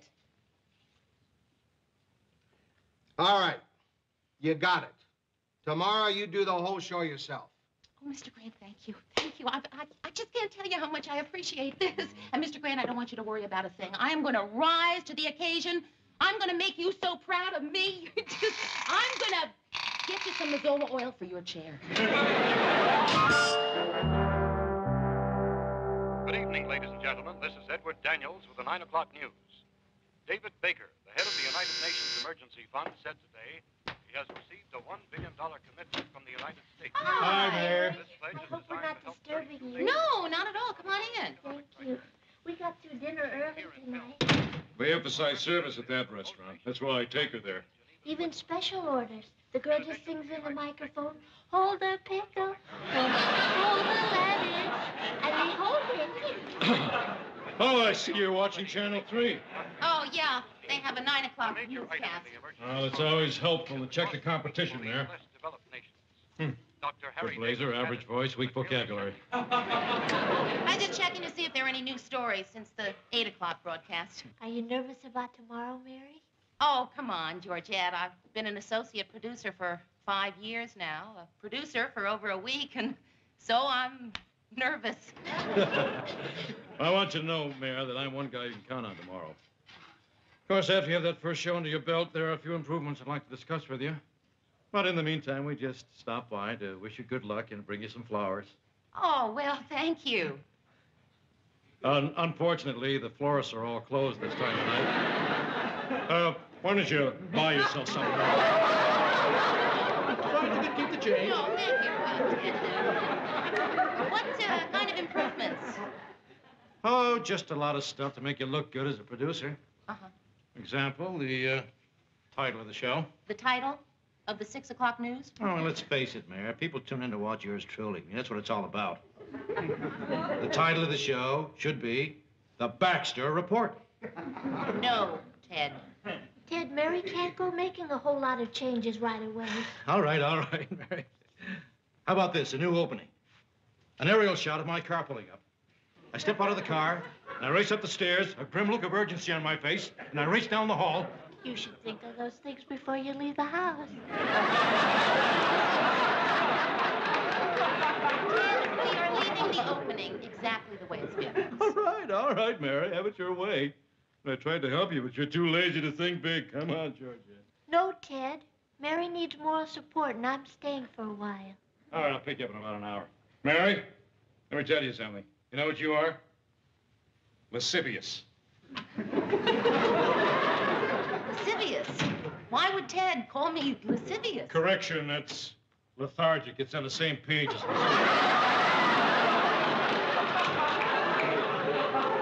Would you like some coffee? Yes, thanks. Mary, don't worry about tomorrow. You're going to do fine. Oh, thanks, Georgette. Listen, you were sweet to stay. Boy, I tell you, it's times like these I really miss Rhoda. I'll bet you do. What would Rhoda say if she were here? Oh, I don't know that it's anything that she'd say. She'd just listen, I guess. I'll listen. Pretend I'm Rhoda. Go ahead. Well, okay. I'm nervous. Really nervous. You know, about tomorrow. Worried that something could go wrong. This isn't going very well, is it? Are you sure all Rhoda would do is just listen? Well, I guess about here is where Rhoda would have made a joke, you know, to sort of relieve the tension. I'm sorry, I'm not very good at jokes. That's okay. I guess I'm just really tense about tomorrow. This priest is playing golf with this rabbi. You don't have to do this. I know another one about a fat lady and a duck. No, Georgia.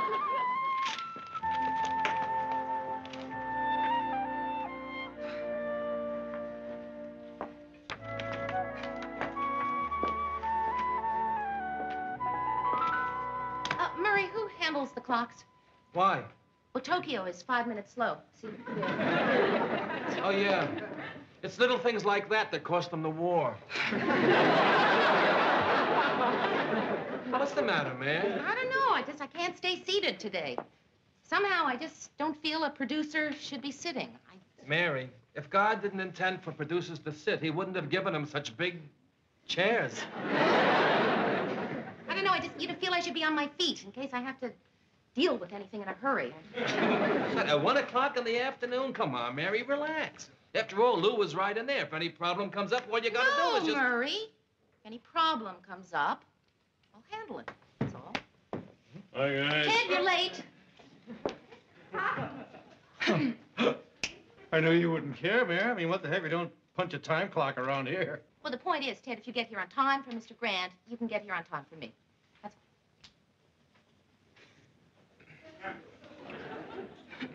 To do what?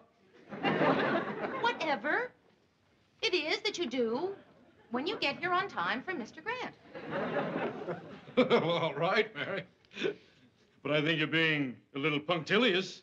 All right, Ted, that's it. You're going to give me that book, or I have to take it away from you. Is Lou in, Mary? Yes, he is. Oh. Mel, what did you want to see him about? Oh, I got this note that the producer wants some changes in the set. Oh, yes, well, I'm the producer now. Oh, yeah? Yeah. Congratulations. Thank you. Mel? Yeah, I just want to see what Lou wants. Yeah, but see, I'm the one who wanted the sketches. You are? Yes. Yes. Did you know, Mel, that we haven't changed the basic set in 5 years? Oh. And also, I wanted to talk to you about wardrobe. Ted's blazer, I want to get rid of it. Oh. Yeah, preferably before he has time to take it off. Hey, Lou, you want to check the copy? Murray, give it to me. Oh, I'm sorry, Mary. I just saw Lou Oh, here. Lou, I do you thought want he'd to like look at these? Mary thinks the set should be changed. What for? The set's fine. Leave it alone. Mr. Grant, I thought I was the producer. That's right, Mary. Well, then why don't you let me do my job?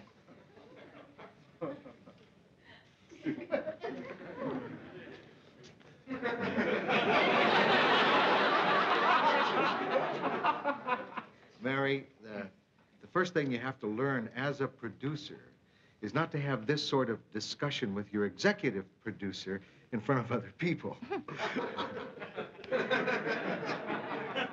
Oh, I'm sure nobody heard. I certainly didn't. Look, I'm really sorry, Mr. Grant, but you are not letting me do my job. All right. Go ahead. Do your job. You don't need any help? Fine. Well, no, wait, no, I never said that I didn't need help. Mr. Yes, Grant. you I did, just- Mary, and everybody heard you. Well, I certainly did. You can do everything, Mary. Good for you. Lots of luck. You'll need it. Well, Mary, I guess that'll teach you to be bellicose.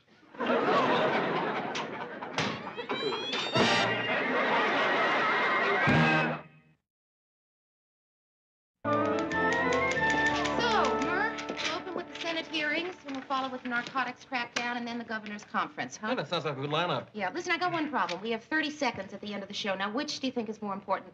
The birth of the baby rhinoceros at the zoo or the California grape pickers strike? Well, it depends on whether you're a rhino or a wino.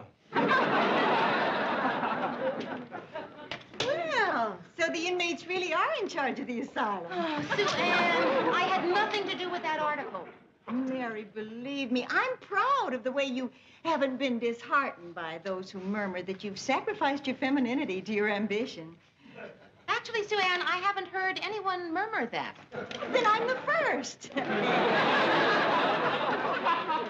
Of course, meanwhile, the man you supplanted is sitting alone in the bar downstairs, destroying himself with cheap booze. How do you know that? I just bought him a drink. Well, carry on, Mary. I'll just watch. It should be fascinating to observe how the most important woman at station WJM puts together a new show. All right, you want to watch? Go ahead, watch. Okay, Murray, I've decided we'll close with the baby wino. I mean, the baby rhino. Hey, Mary, you didn't authorize any wardrobe changes, did you? Oh, well, no, Gus, I didn't. That is, Mel talked to me about them, and I said I would Without think consulting me? Holy cow, Mary, your director has to know about these things. Well, there is nothing to know about yet, Gus. I mean, nothing definite has been decided. Oh, yes, so... it has. He's got Ted wearing a black and white striped jacket, and he's putting checkered pants on a weatherman. Oh, well, no, I never authorized that. Holy Toledo, you can't use stripes. They strobe on you, and checks bleed. Yeah, well, see, all I said was that I wanted a different look, that's all. Well, you got it. Holy Moses, checks and stripes. Bleeding and strobing. All right, Mary, I'll put my foot down. Do you all hear me? I'll put my foot down. You suit yourself, Ted. It's your mouth. Mary, I'm not plugging any of these radical women's lib groups. Ted, come on, there's nothing radical about the Daughters of the American Revolution. I love watching you do the news, Mary. Okay, this is it! His creepy camera pushers have mucked up my designs once too often. Well, what seems to be the problem? Mary, will you tell this fascist he just can't tear down a new piece of set just because he doesn't like it? And will you tell this half-wit you can't use a mirror on the set? Is that so? Is that so? I saw a Fred Astaire picture last night, and it was nothing but mirrors. Mirrors, as far as the eye could see. I think I saw that picture. Isn't that the one where he danced? Holy This is a live TV show. A mirror would reflect the cameras. I adore watching you do the news, Mary. Cool it. That's right, all of you, just cool it. This is neither the time nor the place to discuss this. Now, for today, everything's going to stay the way it is. Tomorrow morning, we'll have a production meeting here at 11 o'clock. You bring the designs and sketches, which I will discuss with you, okay? Okay? Okay. And if you want to come and watch, you come and watch. Any questions? It's not the way Lou would have handled it. Mary, Ted wants you to handle it the way Lou would have handled it. Ted, how'd you like me to punch your face out?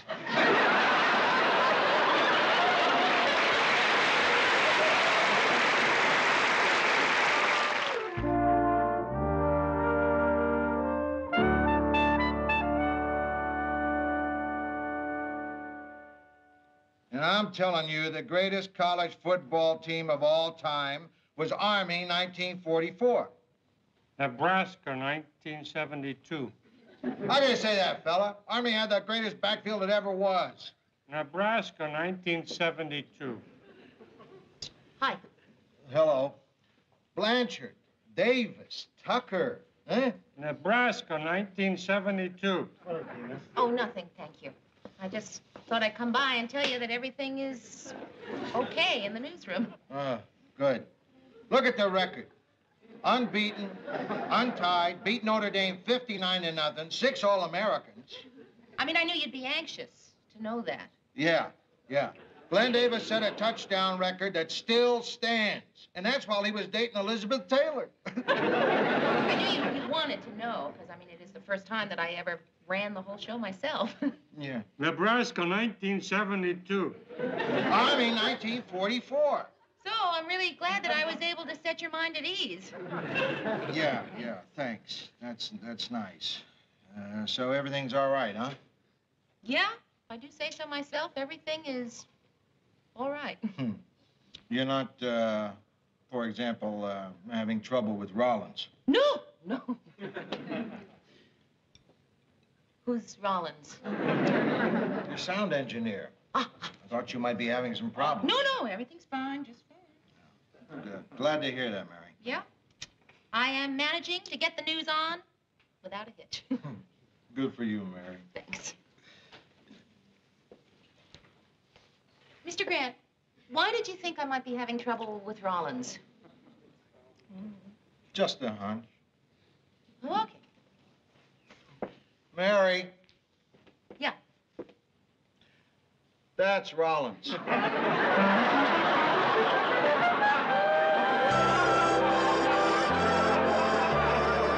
And the Clean Air Committee praised Twin Cities residents for leaving private cars at home and making the Quick Transit Bus program a big success. Why does Ted keep frowning? Well, he's mad at me because I wouldn't work any of his vocabulary words into the copy. Oh. It's wonderful, Mary. It's the best newscast I ever saw. Oh, thanks, Georgette. I hope they rerun it. And now a sad item. Monsignor Walter O'Rourke is dead at 87.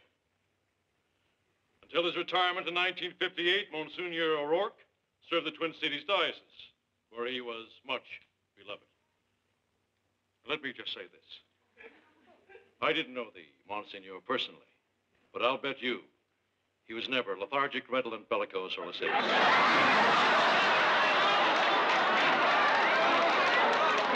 This is Ted Baxter saying good night and good news. At least he pronounced them right. Never mind. Here comes the good part. Produced by Mary Richards. Is that the first time you've seen that? No, but it's the first time I believed it. Congratulations, Mayor. Ah, thanks, Murr. Well, maybe I should have shaken your hands. I hardly ever hug Lou. No, I like the hugging. Hey, I'm very impressed. It was a great show, a perfect show. Except for that one moment when Ted was reading the basketball scores, and a voice from the sound booth yelled, Nebraska, 1972. Well, Mayor, what did you think of my performance? Ted, Mary produced tonight's show, and she would like your opinion. Fair enough. Mary, I thought I was great. Thank you, Ted. Gee, I wonder what Mr. Grant thought. If he watched the show. Oh, Murr, I hope he watched the show. Well, you know, Lou, if he liked it, he won't say a word. That's his highest praise. Nonsense, Murr. When I come off a newscast, he talks my ear off.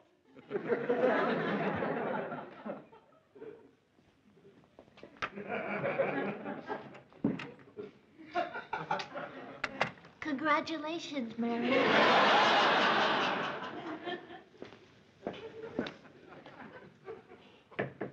Come in.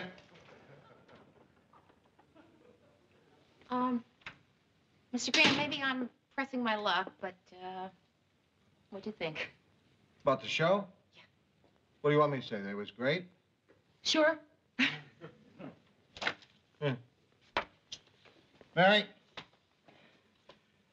you want to know about a great newscast? In 1966, I was working at a radio station in Chicago where there was this real smart aleck broadcaster. On election night, the other guys decided to fix him. As he started to read the returns, two of the guys took off his pants and set fire to them. And Mary, I watched while that man broadcast those returns perfectly.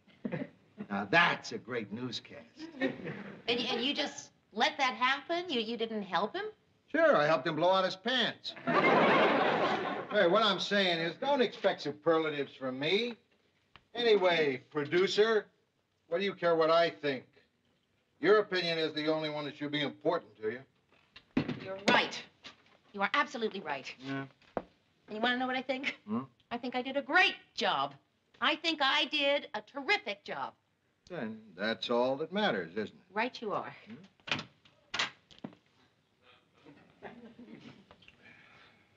Mr. Grant, what'd you think of the show? It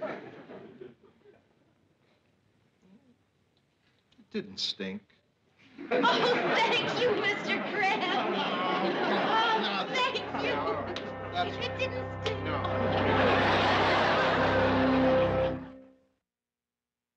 Okay. How about this? We open on military scenes, tanks, guns, planes, and cut to me in a khaki flak jacket. Ted, we are not going to change the opening of the show. Anyhow, I bet Ted can't say khaki flak jacket 3 times fast. I don't know why I waste my time on childish people.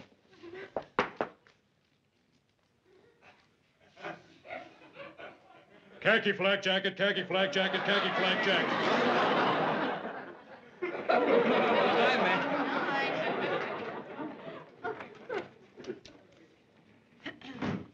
Hey, Mary. Oh, this is a big night. The first time you produced a show all by yourself. Right. Yeah, that's a cause for celebration. Hey, it is. Yeah. I think I'll go have a drink.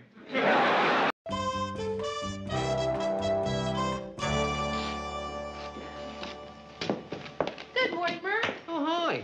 And to brighten your day, I've just placed on your desk 2 humorous fillers, one of which will be loused up by Ted on the 6 o'clock news. Oh, thank you, Murray. They're my favorite part.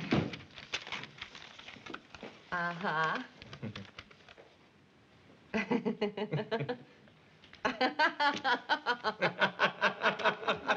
We'll use this one.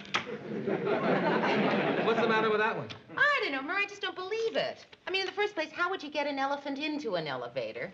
And in the second place, I just don't believe a real nun would carry a whip. Hi, Mary. Morning. Murray, what do you like on Sunday? The Rams or Denver? What's the point spread? Well, my bookie's got the Rams a 14-point favorite. I think I'll put a half a dollar on the Rams. Well, Mr. Grant, if you only want to bet a half a dollar, I'll bet with you.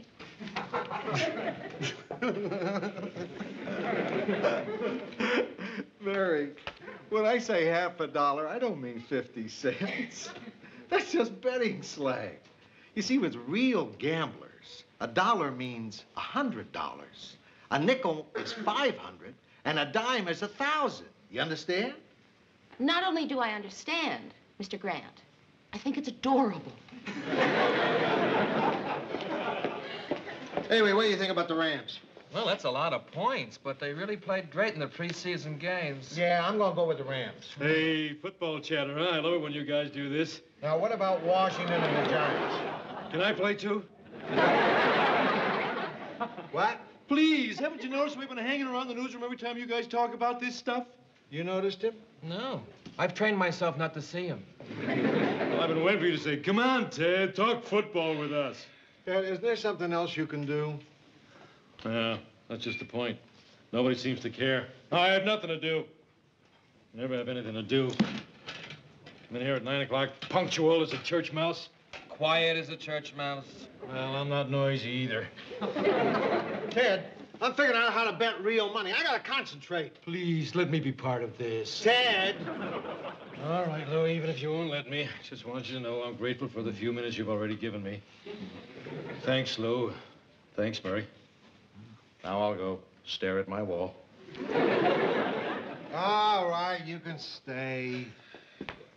So I go with Washington, but I gotta give 16 points. Gotta give 16 points. What does it mean to give 16 points? Excuse me, Lou. I think I'll go stare at Ted's wall. Murray. Oh, Lou, let him go. You'll see. I'm much better to play football betting with. Just tell me, what does it mean to give 16 points? You wouldn't understand, Ted. Why wouldn't I understand, Lou? Because I'm too dumb. Is that what you think? Yes. Well, you're wrong, Lou. People have been making that mistake about me all my life, even as a kid. The other kids wouldn't let me play games with them because they think I wouldn't understand the rules. So they wouldn't let me play Monopoly with them or chess or hide-and-go-seek. Well, I'm tired of people thinking I'm dumb. I'm not dumb. I know how to play hide-and-go-seek. I know how to play chess, too, except for those pieces that look like horses. I'm not dumb, and I don't like people treating me like I am. All right, I'll explain it to you. Thanks. All right. Now, this is the betting line I get from my bookie every week. Go slow. I want to understand this. Yeah. It tells you what team is favored and by how many points. Now, in the Washington Giants game, Washington is favored by 16 points. Uh-huh. All right, so say you bet Washington. That means if Washington wins by more than 16 points, you win. Aha. But if they win by less than 16 points, you lose. Aha. Aha. You understand? No.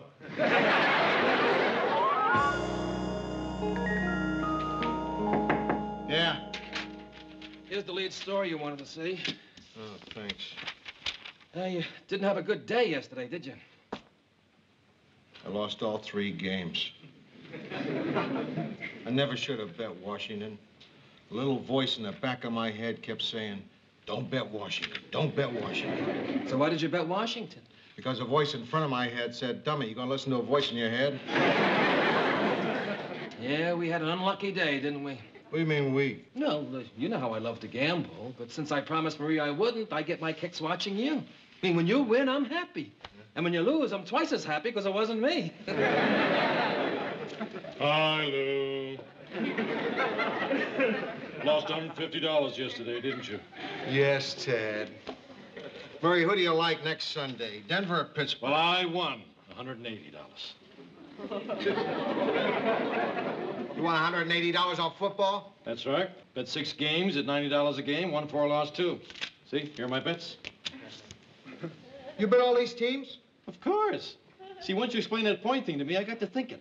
They're all professional teams, right? I mean, anything can happen in football, so I invented this system. I bet the underdog in every game the bookie gave 11 points or more. Very scientific system. Well, why did you pick 11? It's my lucky number. You're telling us that you actually gambled all that money yesterday? That's right. Who'd you bet with? Myself. Yourself? Sure, I just put it on paper. Well, Ted, if you were just making imaginary bets, how come you only bet $90? Why didn't you bet 100? Oh, I'd have been too nervous to enjoy the game. Mary, could you come in here for a minute? That's a great idea, Ted betting with himself. And if he doesn't pay, he can hire someone to beat himself up. Yes, Mr. Grant. Look, Mary, could you do a personal favor for me and cash this check for me at the bank? I kind of took a beating in the football games yesterday, and I got to pay the guy this afternoon. Yeah, sure. Yeah. Mr. Grant, you know, I'm kind of curious about something. Mm-hmm. Why do you gamble? What do you mean? Well, look, I'm not going to say the obvious things that people always say, you know, about how only suckers gamble. How you can't possibly win because the odds are stacked against you. How gambling is really another form of addiction. Because I'm sure an intelligent person like you must have a very good and compelling reason to do it. And I'm sure that once I hear it, I'll say to myself, well, you silly goose, why didn't you think of that yourself? Look, Mary, if you don't want to go to the bank for me, just say so. No, I didn't say that. I just wondered why you gamble. You know, I just really like to know. All right. You want to know why I gamble? I'll tell you. Because it's fun. Look, I can get anybody to go to the bank for No, me. Mr. Grant, I didn't say I wouldn't go. I just wondered why you put yourself through this agony week after week. Because I'm having a good time.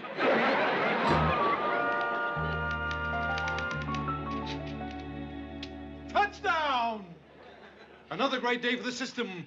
1-6, lost 2. That means after 5 weeks of betting, Ted Baxter has won $2,200. Ted, it's not real money. Well, it's still better than nothing. I wonder how Lou made out yesterday. Hi, Lou.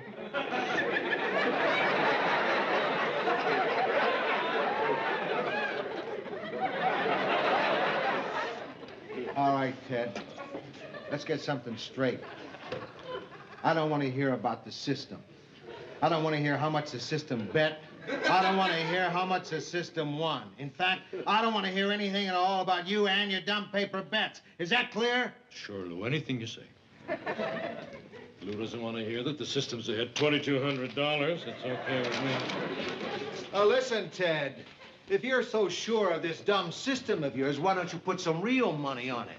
Well, it so happens I've been thinking of betting some real money. You're going to bet some real money? That's all right. I just may do so this week. Okay, Ted, I'm going to call my bookie right now. And if he's open for business... Hello, Al? Lou Grant. Yeah, Listen, I got a friend of mine here, and he'd like a little action. Yeah, his name is Ted Baxter. And here he is. Hello, Al. Can you talk? Hey, are you really a bookie? Gee, I never talked to a real crook before. Hello, he wants to talk to you again. Yeah? No, it's not a joke.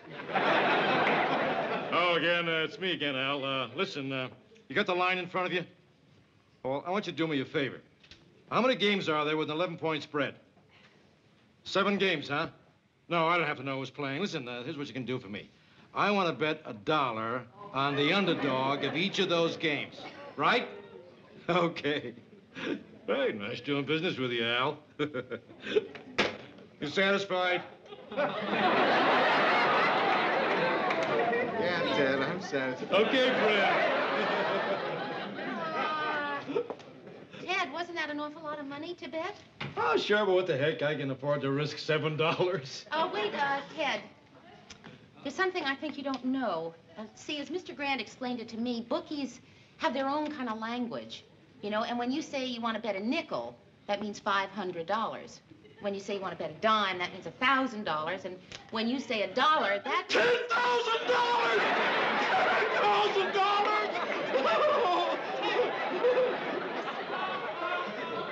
$1 means $100. Oh. Oh. Oh. Oh, boy, is that a relief. Oh, thanks, Mary. I bet $700!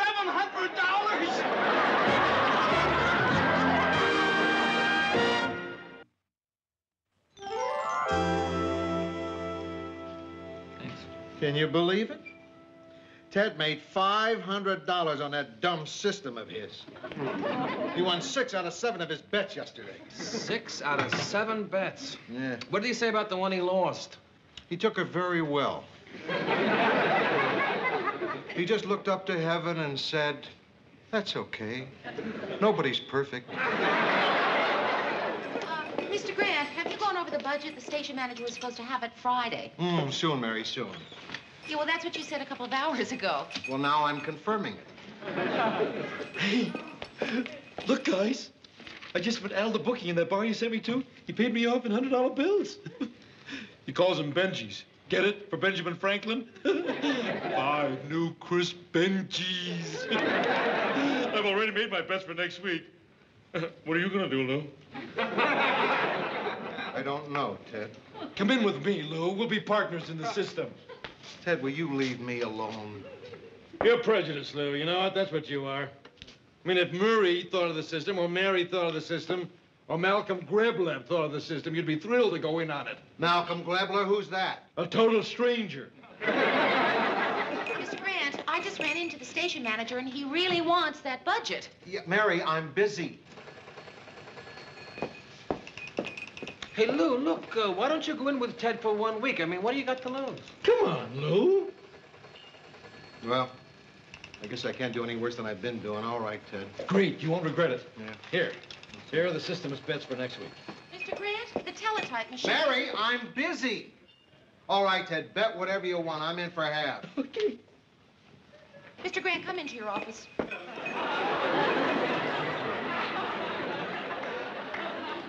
Sit down, please. This better be important. Do you know you're a wizard? Was that it? I mean it, really. Only a wizard could make me feel that I am intruding because I want to discuss news in the newsroom. No, Mary, you're not intruding at all. Mr. Grant, these bets are becoming an obsession with you. And I realize it's none of my business, except that it's getting really hard to get any work done around here.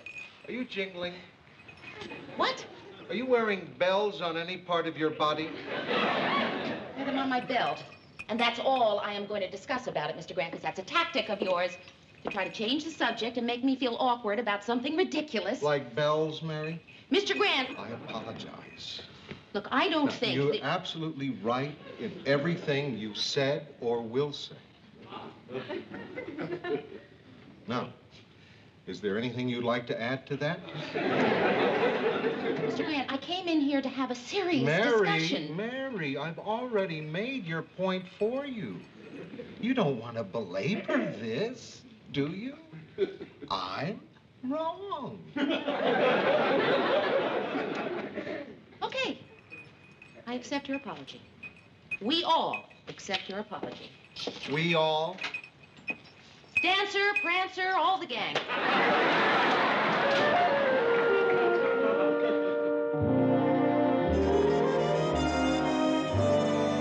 All right, let's add $15 a week more for the remote crew.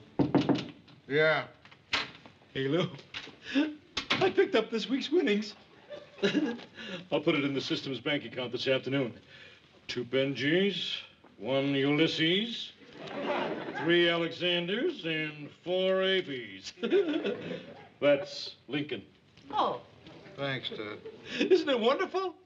I'm not only making money, but I'm learning a lot about American history. Oh, by the way, Lou, I got the betting line in the playoffs. Looks like the system won't be able to make any more bets from here on in. There won't be any more spreads with over 11 points. But we'll do it again next year. It's such a wonderful thing we're doing. Ted, don't make it sound so noble. Well, it is noble, Mary. Do you know who's behind gambling? Organized crime. That's who. And that makes it noble? Of course. If I keep on making this kind of money, I'll bring the syndicate to its knees. As long as we do something to stop crime in this country, I'm going to keep on betting and winning. As long as there's a breath of life left in me.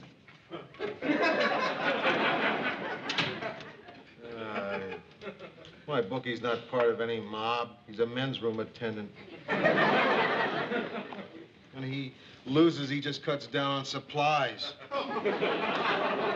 So all Ted's doing is just driving a lot of men out into the streets with wet hands.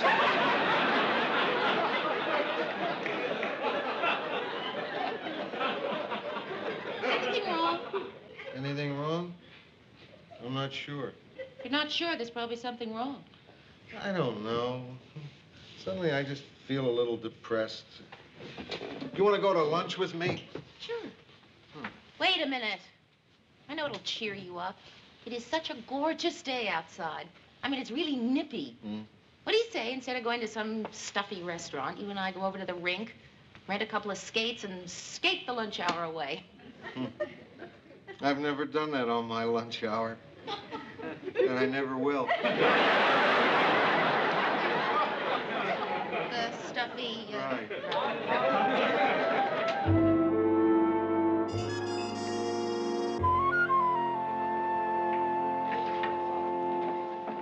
I hope you don't mind my taking you here instead of skating. No. Look, if you want some exercise, they got some pinball machines over there. Hey, Mr. Grant, are you aware that you were pretty unhappy when you were losing money, and now that you're winning money with Ted's system, you're still pretty unhappy? Right, and I'm not quite sure why. Let me tell you a little story. Maybe it's a good analogy. Maybe it isn't. Maybe it'll make you feel better. Maybe it won't. Maybe I'll tell it well. Mary. When I was in high school, I used to love to go to the football games. You know, I'd sit up in the stands and I'd cheer old Roseburg High on. And then the next year... You started betting and you lost your shirt? No. I became a pom-pom girl. Why you stopped? Well, I just thought you might want to make a sarcastic remark about my having been a pom-pom girl. No, Mary. I'm surprised when your stories aren't about you being a pom-pom girl. Okay, now I can go on. Well, the thing is, Mr. Grant, I used to get out there on the field, with these two big yellow pom-poms. Hey, wait. I have a question. Do you call one pom-pom a pom and the two of them pom-poms? No, one is a pom-pom. Then why aren't the two of them called pom-pom-pom-pom? Well, now, of course, the whole point of my story is going to be lost. Go ahead. Okay, the point is, these were very regimented routines. And I found that my cheering became mechanical, you know, because it was controlled by somebody else. All the fun went out of it for me. Mary, you spent a good part of our lunch hour warning me against ever becoming a pom-pom girl. Mr. Grant, the thing is that even though Ted is winning money for you, you're not having the fun of doing it yourself. Yeah, maybe you're right. I got to think about that. Good. Yeah. Listen, I got to get back to the office. I have to make up tonight's lineup. All right, you go ahead. I want to talk to a guy here. Hey, Al. Wait a minute, you got dessert coming. What do they have? You got a choice, ice cream or a cigar. Pass. All right, Hiya, Lou. sit down. Say, Lou, could you do me a favor? What? From now on, could you pick up your winnings instead of that guy Baxter?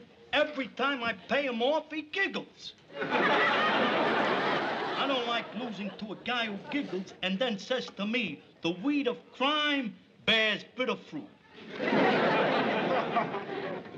Al, he thinks you're a part of the mob. What's that about the mob, Lou?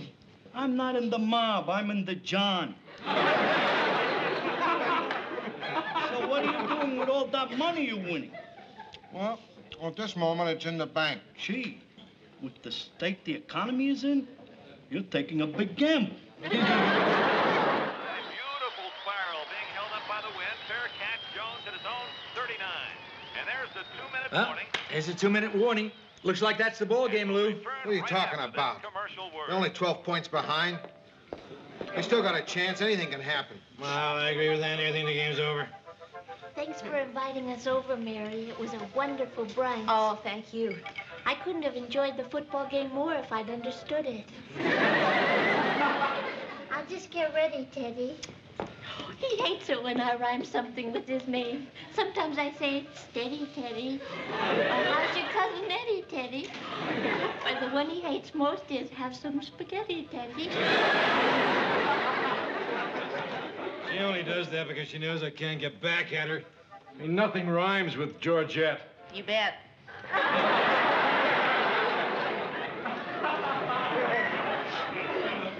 Lou, if you didn't bet on the game, what are you so nervous about? I bet it. Come on, Pittsburgh! You bet a lot? Everything. $2,000. I took all the money Ted and I made this year and bet it. Well, Ted sure is taking it calmly. I'll say. Ted doesn't know. Mr. Grant, that's terrible. You bet his money without asking him? I had to, Mary. I had to prove to myself that I was as good as Ted's sister. And it's going to be okay, just as long as Pittsburgh scores 12 points in the next 26 seconds. Well, yeah, that's easy enough. That's less than a point every 2 seconds. Come on, Pittsburgh! Come on, kill him! Hey, Mary, relax. It's only a football game. Shut up, Ted! Come on, Pittsburgh! Which one is Pittsburgh? They're the ones who just congratulated the winners. Hey, so what, Lou? I mean, what does it matter whether they won or lost as long as we didn't bet the game? Ted, I'm going to tell you something. No, not in my house. No, I had nothing to do with this, and you're going to tell him this thing in my house? Why don't you take him out on the balcony and tell him? No, I can just tell him here. Mary, sit down.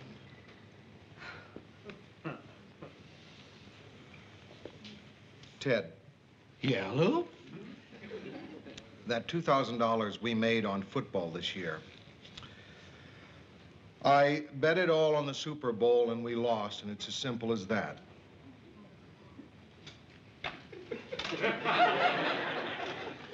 Murray's right. Maybe it's better you break it to me on the balcony. Excuse us.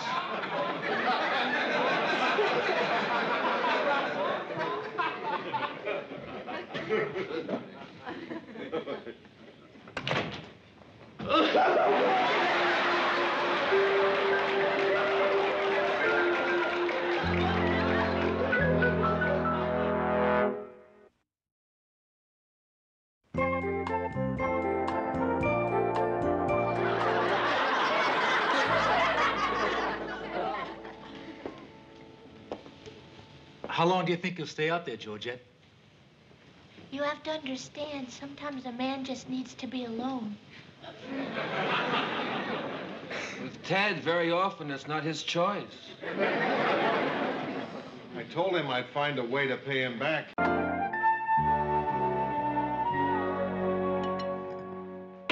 Mary, come in. Hi. Hi. Mary, do you mind if I come in here and cool off for a minute? Lars and I just had an argument. Yeah, sure. Would you like some lunch? No, thank you. What happened? I was sitting on the couch reading.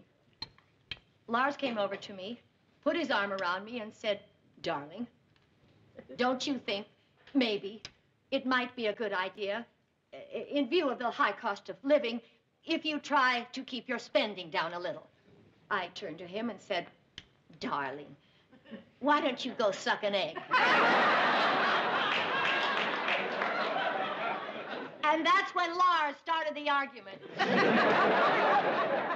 Yeah, he always was a kind of a hothead. He actually had the temerity to suggest that I start living within a budget. What does he expect? When you write down every $100 I spend? You sure you don't want something to eat? No, I'm too upset to eat. Bill, it's not that bad living on a budget. You know, a lot of people do it. Not me, Mary. To me, spending money is part of living beautifully. It's an art. Now, maybe there are some people who can live their lives within the restrictions of a budget, but for me, it would be like trying to make love in a straitjacket. Hey, don't knock it till you've tried it.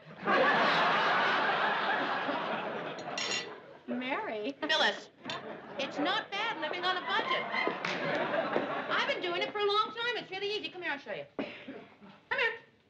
Phyllis, come on. Here. Now look, here's what we have. My monthly take-home pay after deductions, $680. Here's my rent. Here's what I allow myself for food, clothing, laundry. Wait a minute, Mary. You've written down $100 a month for clothes. Yeah.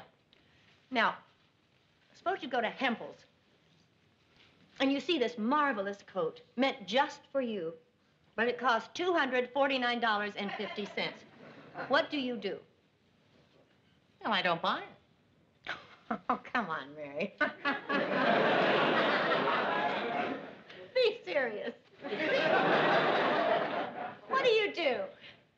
Well, I guess I'd save up for it over a period of months, and then if I couldn't manage it, Phil, I just wouldn't buy it. That's it. You don't understand, Mary. This is a beautiful beige camel hair coat with leather trim, and it fits like a dream. I still wouldn't buy it, Phil. Mary, it's a designer original, and it's been reduced from $835. All right, I'll take it. Phil, why don't you try living on a budget just for a month? It really works. No wonder it works.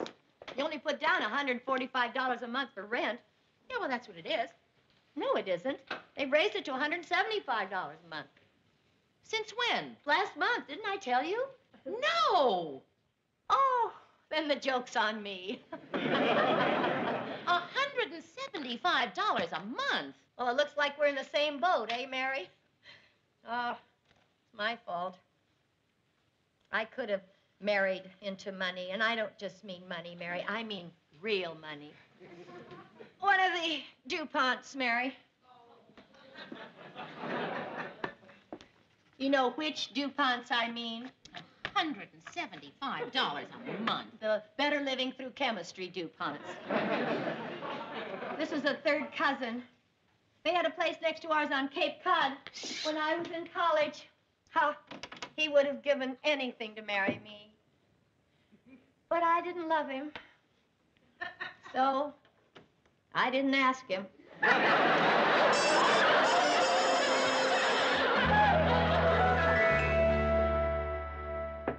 Come in. Mr. Grant, could I see you for a minute? Sure. What's up? Well, Mr. Grant, last month when you made me a producer, you gave me a $20 a week raise, and... All right. Well, I suppose if I came in now and asked for another raise, you'd tell me to go jump in the lake, right? Not necessarily. I mean, I might tell you to go jump in the lake. On the other hand, I just might give it to you. There's only one way for you to find out, Mary, and that's to ask. Well, I did feel a little awkward about coming in here. Mary, you should always say what's on your mind. All right. Well, that $20 a week raise that you gave me amounts to about an 8% increase, you see. But the cost of living has gone up 9.3%, which means that I am actually earning less this year than I did the year before. On top of which, my rent has been raised $30 a month. And I just feel that in view of the fact that I'm now a producer, I have additional responsibilities and duties, that it's not unreasonable for me to ask for more money. So, Mr. Grant, could I please have a raise? Mary, go jump in the lake.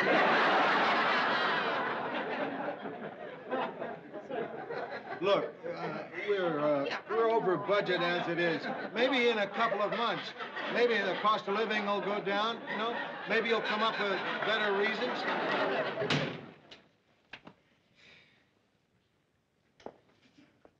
What's wrong? Oh, well, I just asked Mr. Grant for a raise, and he told me to go jump in the lake. Bummer. I just don't know how I'm going to make ends meet. And I certainly don't know how you and Marie do it with 4 kids. No, that's not so bad. We get by. Marie has started canning fruit. The girls have started making their own clothes. My son has a paper route. And last night, I held up a liquor store. I just wish I understood more about economics. You know, maybe then I'd understand where all my money is going. No, nobody understands. I understand. You know who's got all the money today? The Japanese. They're taking over. Nice people, but everywhere you go, you see them with their little cameras taking pictures of all the buildings they're going to buy next. You know how they got all that money? While we were busy fighting World War II, they stayed home and made millions. Come in.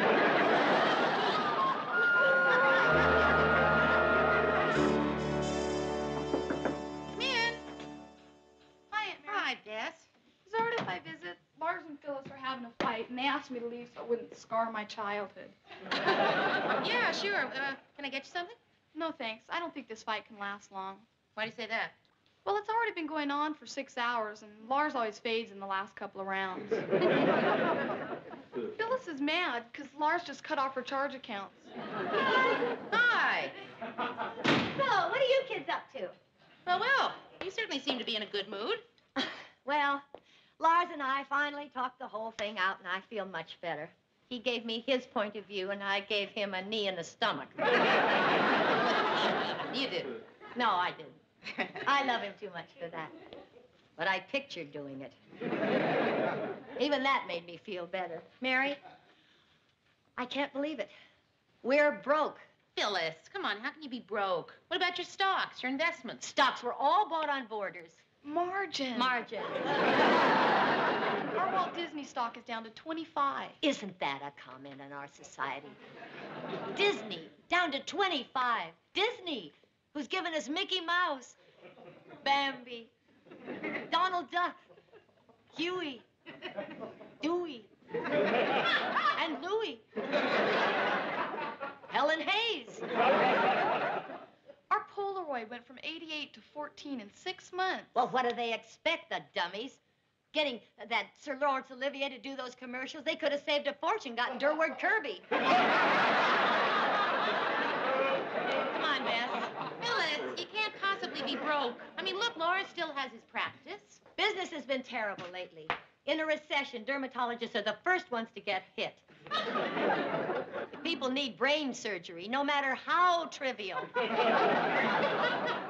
find the money somehow. But if people get a rash, they just scratch till times get better.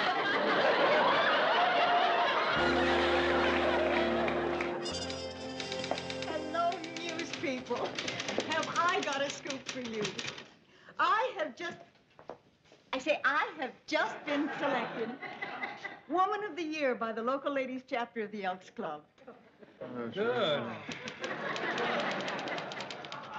Thank you very much. As soon as I heard, I rushed up here to tell you I knew you'd want to put it on tonight's news. I mean, a member of your own station getting a major award like this. I knew you wouldn't forgive me if I didn't come to you with the story first. So, Lou, I assume there's still plenty of time to get it on tonight's newscast. Yeah, there's still plenty of time. You are going to use the story, aren't you, Lou? Well, I'll tell you, Sue Ann. I don't handle that anymore. That's the producer's job. Mary. Well, I'm sure Mary won't want to turn down a terrific exclusive like this. Will you, Mary? Well, Sue Ann, it's just that there are so many big stories breaking today. You know, I wouldn't know which one to bump. Yeah, I mean, we sure hate to lose the one about the two-headed chicken. Right. I understand. You probably need more time to think about it. Right. Time to think. Of course, there's no hurry. I don't want you to feel you're under any pressure whatsoever. You take all the time you want. I won't come back until I finish what I'm cooking. Minute rice.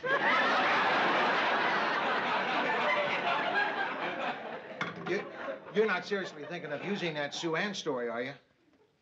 Well, I don't know, Mr. Grant. It is my decision, isn't it? This is a news show, Mary, and I don't want any publicity puffs on it, and I don't care who they're for. And I want you to tell Sue Ann, if she ever comes around here again asking for a silly plug like that, I'm going to throw her out of the office. Well, why didn't you tell her that yourself? I'm scared of her. Mary. Hi, Phil. Sorry to bust in like this, but I had to tell you. Murray, you'll be interested in this. I, Phyllis Lindstrom, have decided to get a job. Phyllis, that's sensational news. Yeah, but somehow I don't think it's going to bump the two-headed chicken either. Aren't you impressed, Murray? Well, sure I am, Phyllis, but you've had jobs before. Ah, but that was different. That was in order to make better use of my God-given talents, to fulfill myself as a human being. Now, all I want is the bread.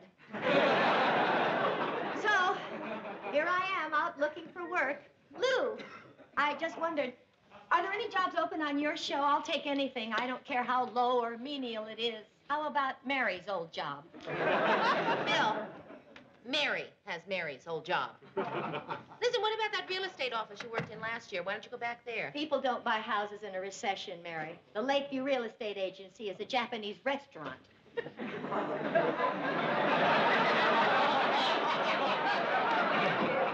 I told you. What about Chuckles the Clown? I saw him in the elevator. Are there any jobs on his show? Well, I heard they need a new Wanda Wishbone, but I don't know if you got the right legs for it. Wanda Wishbone? Yeah, two kids come out of the audience, and each one of them pull on a leg. The winner gets a bicycle. How do they decide who the winner is? I don't know. But they have to hire a new Wanda for every show.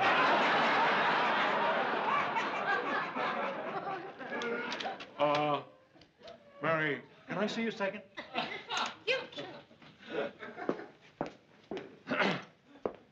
Have Phyllis and Sue Ann met since the time that Sue Ann had the affair with Phyllis's husband? No.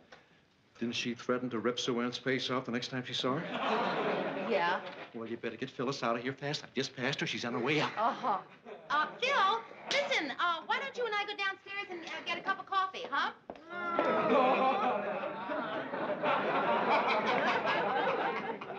Sue Ann. Phyllis.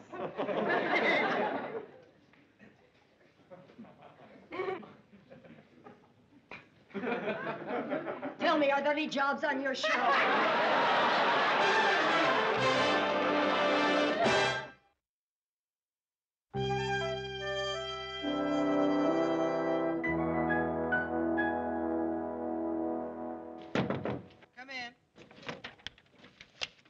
Please, have a seat.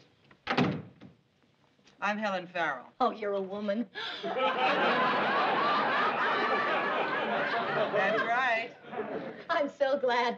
I was afraid you might be a man. But I know that as a woman, a sister, as it were, you'll be more compassionate, understanding, sympathetic. Honey, it's been a long day. Don't bust my chops. Okay?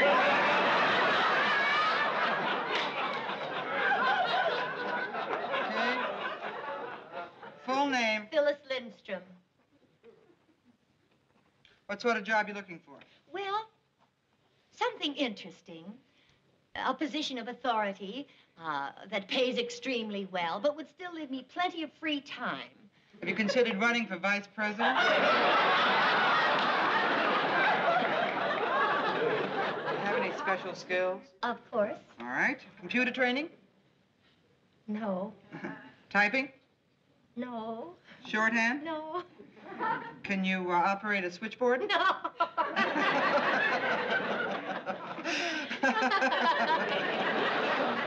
What are your special skills? Well, I have an uncanny knack of choosing the right wine for dinner. That certainly narrows things down. Well, why don't we take a look and see what we've got, Mrs. Lindstrom, Okay. Oh, here's one. Must have come in while I was out to lunch. Bright, charming, intelligent woman for assistant to president of public relations firm. No experience necessary. Expense account plus $15,000 a year. Oh, that's wonderful. Mr. Greshner, I have a bright, charming, intelligent woman who'd like to apply for that job. Oh, good. She'll be right over. Her name, Helen Farrell.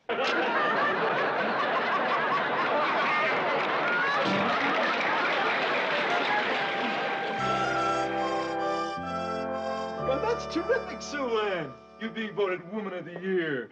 You did? Mayor, I sure hope we're doing a story on Sue Ann's award. Well, Ted, I already told Sue Ann that there's no room for that story. We're spending a lot of time on Kissinger's trip to the Mideast. Kissinger? Why are you doing a story about someone we don't even know? Come on, Mayor. I'm sorry, Ted. The answer is no. Well, what would the answer be if I told you I was threatening to quit unless that story were put on? No and goodbye. No? Sorry, Sue Ann, I tried. I know you did, Ted, and I appreciate it. You're a good friend. Now, can I have my $50 back? Hi. Oh, hiya, Phyllis. Hi, Phil. Newsroom. Any luck with the job? Yes, and all of it abominable. Oh, no. Mary, the film on the fire downtown got here too late for tonight's show. Oh, terrific. It's the biggest fire in 10 years and we don't have any film? Maybe we should send an artist down to draw it. Oh. I'm sure you want to hear everything that happened. All right, look, Mur, we still have 20 minutes. See if you can get a remote truck downtown. We'll do it live. Right. Mary, I went to 6 different employment agencies. Always it was the same story. I have no training. I have no skills. I have nothing to contribute to society. Of course you have. It's a chemical factory. Oh, boy, that must be some fire. Anybody hurt? No, but they evacuated 5 city blocks. Ooh. I'm a mere frill, a decoration, a boutonniere on the lapel of the universe. Throw me in the gutter and no one would even notice I was missing. Okay, good. The crew's on its way. All right, I'll see if I can get a reporter to meet him. I'm absolutely useless. According to Darwin, I should have been extinct 1,000,000 years ago. Oh, don't listen to him. Hello, Frank. It's Mary. Listen, I want you to meet the remote crew downtown at the fire. We're going to go live. Right. Okay, Murr will open with the fire, then we'll do Kissinger, then the bus strike, and the armed robbery. How lucky you are. Insulated from reality here in the fantasy world of television. Hey, Murr, you know what I'm thinking? Maybe we should dump the robbery and extend the fire. Mary, will you listen to me? Your dearest friend is spilling her guts up. You please listen. Phil, I'm so sorry. So, any luck with the job?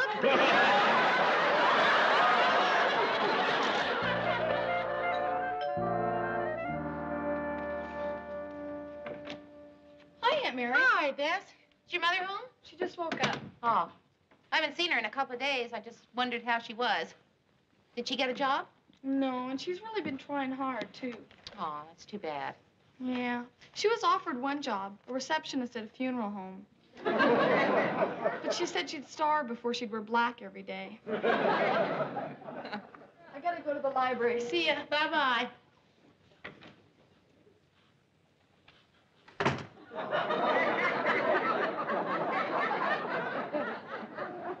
Hi, Mary. Hi. You all right? I suppose so. Oh, Phil, come on. I hate to see you like this. You are really taking this money thing too hard. It isn't the money thing, Mary. Even if I don't get a job, I know we'll get by. We'll just have to make sacrifices like everyone else. Instead of 2 cars, we'll get by with 1 car. Lars can take the bus to work. No, Mary, money isn't the problem. You know what's really depressing me? You. Me? Remember when you came here 5 years ago? You were a lost little lamb jilted by your fiancé. A single girl, alone and unwanted in a cold, heartless city. And I was a secure, confident married woman. Every time I saw you, I felt sorry for you. It was wonderful. But now the tables are turned. It's you who feels superior to me. Oh, Phyllis, come on. I don't feel superior. Of course you do. This is the era of the single girl. Free, independent, self-sufficient. Oh, Phil, come on. Being single is not all that great. There's good, but there's bad, too. There's loneliness. Loneliness.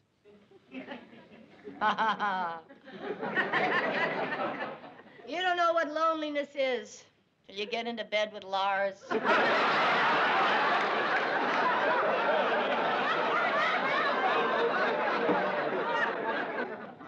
Phil, all right, it's a little rough right now, but you've got people who love you. You got a husband who's there when you need him? I suppose so. I remember when I gave birth to Bess. Lars even stayed in the delivery room with me. Of course, after a while, the screaming got so bad the doctor had to slap his face and throw him out.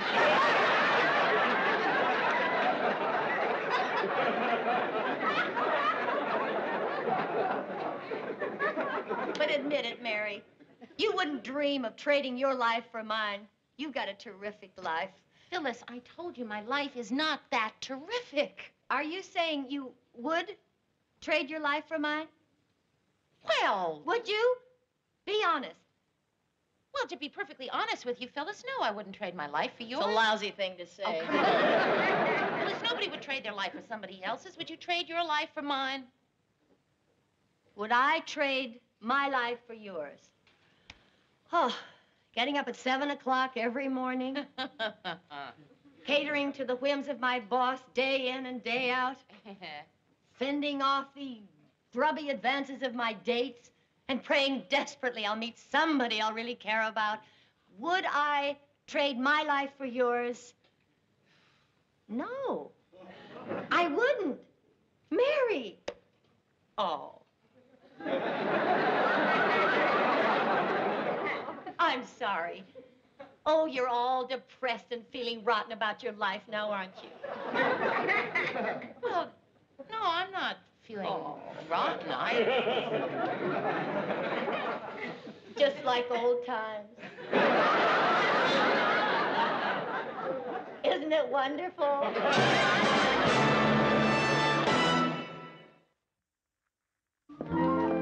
Did you hear any more from Lou about your raise? No, and to tell you the truth, I'm a little afraid to ask again. Afraid? Well, I suppose you're not. That's right, that's right. In fact, I've been thinking of going in there and asking Lou for a cost of living increase myself. Well, why don't you go in there and do that? All right. And I'm going to get that raise, too. You know why I'm going to get that raise?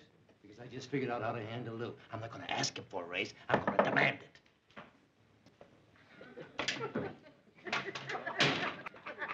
Okay, Mayor, heads or tails? What are we deciding? Which end Ted will land on when Lou throws him out of the office? Thanks, Lou. Nice doing business with you.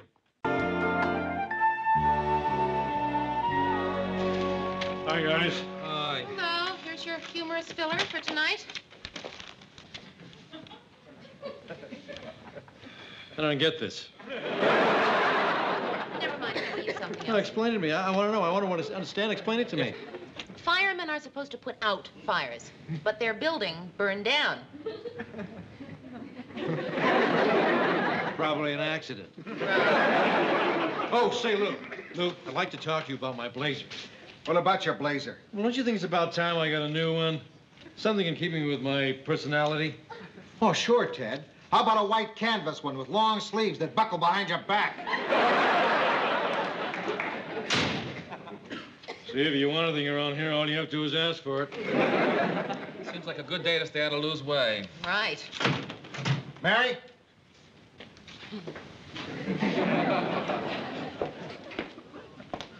Yes, Mr. Grant. I called you in here because I wanted to apologize for snarling at Ted. Tell Ted I'm sorry. Well, why don't you tell him? I'm not that sorry. No, it's just that I'm in a lousy mood today. I was reading the paper this morning and saw something about a friend of mine in Detroit. That really made me mad. He was doing an article on some mobster, and somebody took a shot at him. Oh, gee, that's terrible. Yeah, why couldn't it have been me they shot at? Nobody ever shoots at me. There was a time when I was out there digging for news, too. I was one heck of a reporter. I was really good. Made Time magazine. Under press. Detroit's Grant. A taste for booze, a nose for news. Well, listen, what you do here is pretty important, too, you know. Yeah, all we do around here is just rip the news out of a wire service machine. In those days, I used to go out and get it for myself. I bet you were some reporter, too. You want to see something? You know what this is? Well, it looks like an old, dusty, broken-down typewriter. Yeah, but it's not just any old, dirty, broken-down, dusty typewriter. This is my grandfather's typewriter. Was he a newsman, too? No, a pharmacist. He banged out a lot of pill labels on this baby. I banged out a lot of exclusives on it, too. I ever tell you about the time they threatened to kill me? Really? I was working in Chicago. I was doing a story on racketeers in the nightclub business. And these two gorillas came up to me, and they said, Grant, drop the story, or tonight you'll be sleeping with the fishes. What'd you do? I dropped the story. I didn't want to sleep with no fishes. Yeah? Yeah, I know. I printed the story. Boy, those were great days. I really felt I was doing something useful, something worthwhile. Now look at me. The only thing I got to do around here is pick out new blazers for Ted. Well, Mr. Grant, if you miss reporting so much, why don't you do some? I mean, now that I'm producer of the news, you've got some spare time. Why don't you take advantage of it?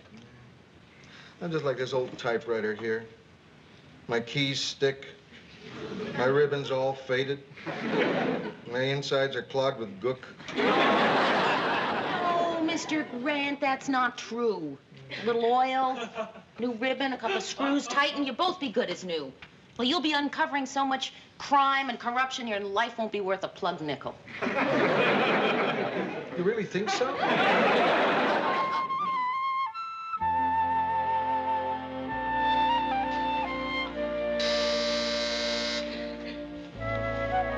Who is it? Lou and Charlie.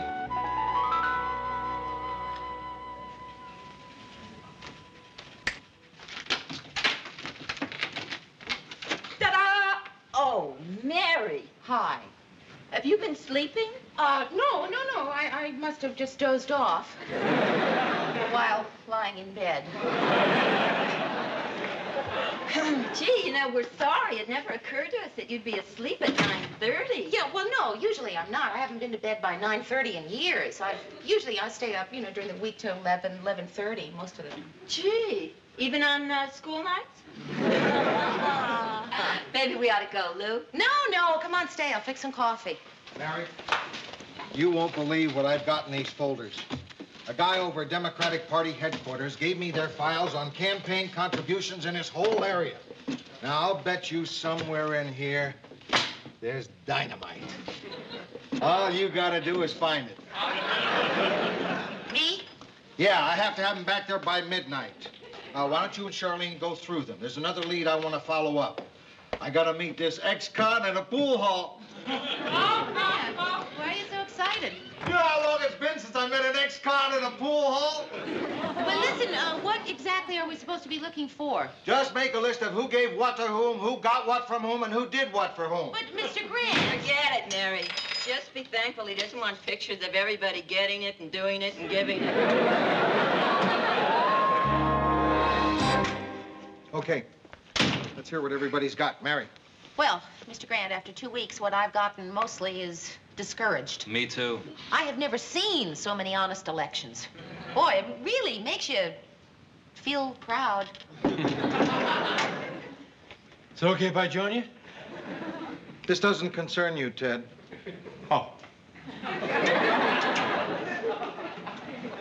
Well, maybe you two haven't come up with anything, but good old-fashioned legwork paid off. I think I found our man right here.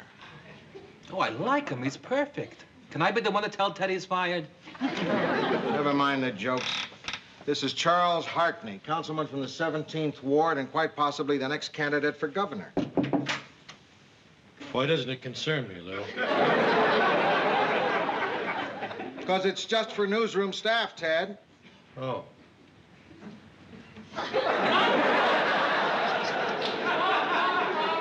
Now, I did a lot of research, and this guy strikes me as the kind of subject we're looking for.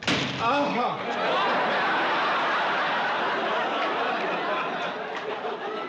I've never heard a word against Hartney. And he's got an honest face. Oh, I know that sounds dumb. I mean, you can't tell a crook by his face, but this guy looks like, well, he's got the kind of face that people would look at and... What are you saying, Murray? I voted for him. So did a lot of people. And I'll admit his record looks clean. But I've heard a couple of rumors. I'm newsroom staff, so this does concern me. Mind like a steel trap. Are you guys planning a surprise party for me? Ted, will you please get out of here? Hey, I know that guy. Hartley or something. He's a politician. Should we invite him to the party? Oh, no, you don't, Mary. You can't fool me. I don't know Hartley. Ted, believe me, what we're doing here really doesn't concern you. Yes, it does concern me, Lou. I want to know what's going on, or I tell. Tell who? Him. Tell him what? Why should I tell you? All right. If you want to stay, stay. But this is top secret, so you be quiet. I don't even remember being here. I think he means it. What kind of rumors have you heard about Hartney? Well, at this point, it's just innuendo, but I've got a newsman's hunch. Something smells funny to me about his campaign, and we're going to root it out. Uh-huh. We're going to dig deep. And the first thing that means is that we're subject to counterattack. We've got to be clean. So if any of us has anything in his background that could compromise our investigation, I want to know about it now. Not me. Murray. Well, Lou, when I was in college, I belonged to this organization and was arrested once during this demonstration.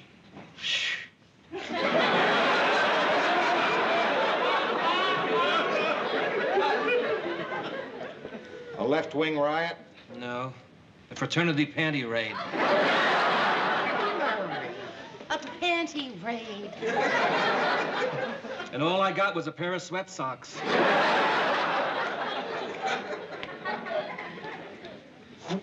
Lou, I'm pretty clean. Unless you count swinging. I do. I'm clean.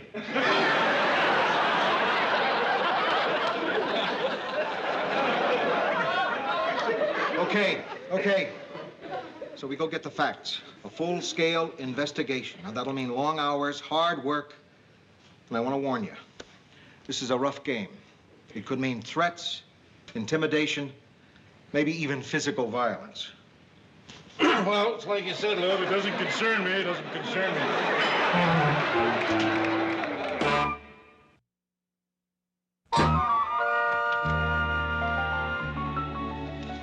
Mary, I'm expecting a visitor, an important one. All right, I'll buzz you when he gets here. What's his name? This kind of guy, you don't ask his name. He's what we call a source. He provides information for money. If anyone's got the goods on Harkney, he does. You mean you're paying for information? It's a last resort, Mary. I'm starting to get a little discouraged. For the past 3 weeks, I've checked out Harkney's income tax records, his campaign finance statements, his investments, and so far I haven't found one thing to write about. The first day I took out my old typewriter and I spent a half hour cleaning the keys. They're still clean. I have to keep my keys clean. Otherwise, the E's start looking like O's. And before you know it, Ted's announcing that the cops have arrested a pooping Tom.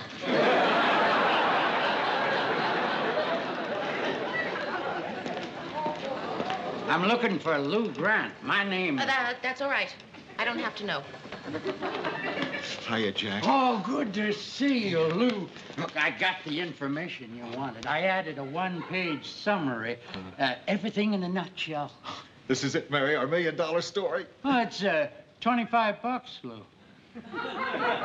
25 bucks? That's all you want? Oh, I didn't do it for money, Lou. I did it for old time's sake. And just enough money to cover the Xerox expenses. Oh, hey, thanks, Jack. That's terrific of you. That's terrific. 25 bucks. Yeah. 25. I'm a little short. 8. Mary? Yeah, I'll look.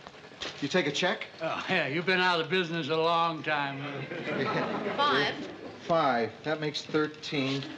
Ted, you got 12 bucks. Yes.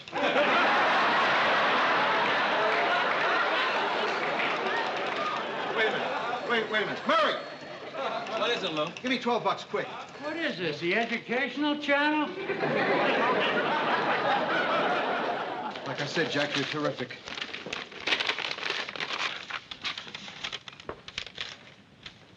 Mr. Grant, what? What is it? I kill myself investigating a politician. And who do I pick? A man who's totally honest. You want to hear the only black mark against this clown? Listen to this. In April 1965, he got a $2 parking ticket. His meter expired while he was delivering Easter baskets to an orphanage. Mr. Grant? Mary, I better be alone now. Believe me, you've never seen me like this, and I don't think anyone should.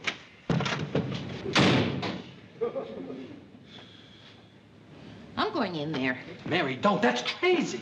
I know. Did you buzz me? I distinctly told you... Grant, I'm coming in anyway. And don't be concerned about my not having seen you like this before. What's so different about the way you're behaving? You want something different?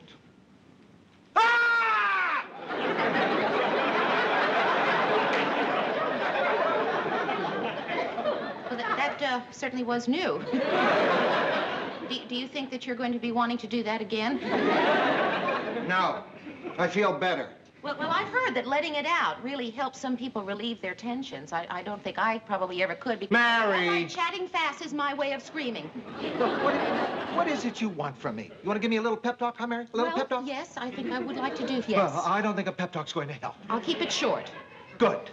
Cheer up. That's it? I really trimmed it down, Mr. Grant. Look, I just don't understand what's so awful that's happened. I killed myself working 3 weeks on a documentary I can't do, and you ask me what's happened that's so awful? Why can't you do the documentary? Because he's an honest man! Well, what's so wrong about doing a documentary about an honest man? Ah, Mary, that's stupid. Mr. Grant, I don't think there's any reason to be calling names. Mary, you're a dope.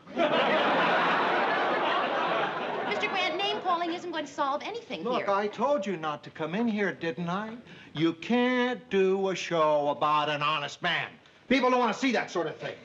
Our job is to turn over flat rocks and show people the slimy things underneath. Mr. Grant, so slimy. Well, that's what life is. I think people would love to see a documentary with good news in it. Anyway, you've spent all that money filming Harkney. You've already set aside an hour of airtime. Why not give it a try? No, Mary. The answer is no. Well, that's just stupid, Mr. Grant, and you're a dope.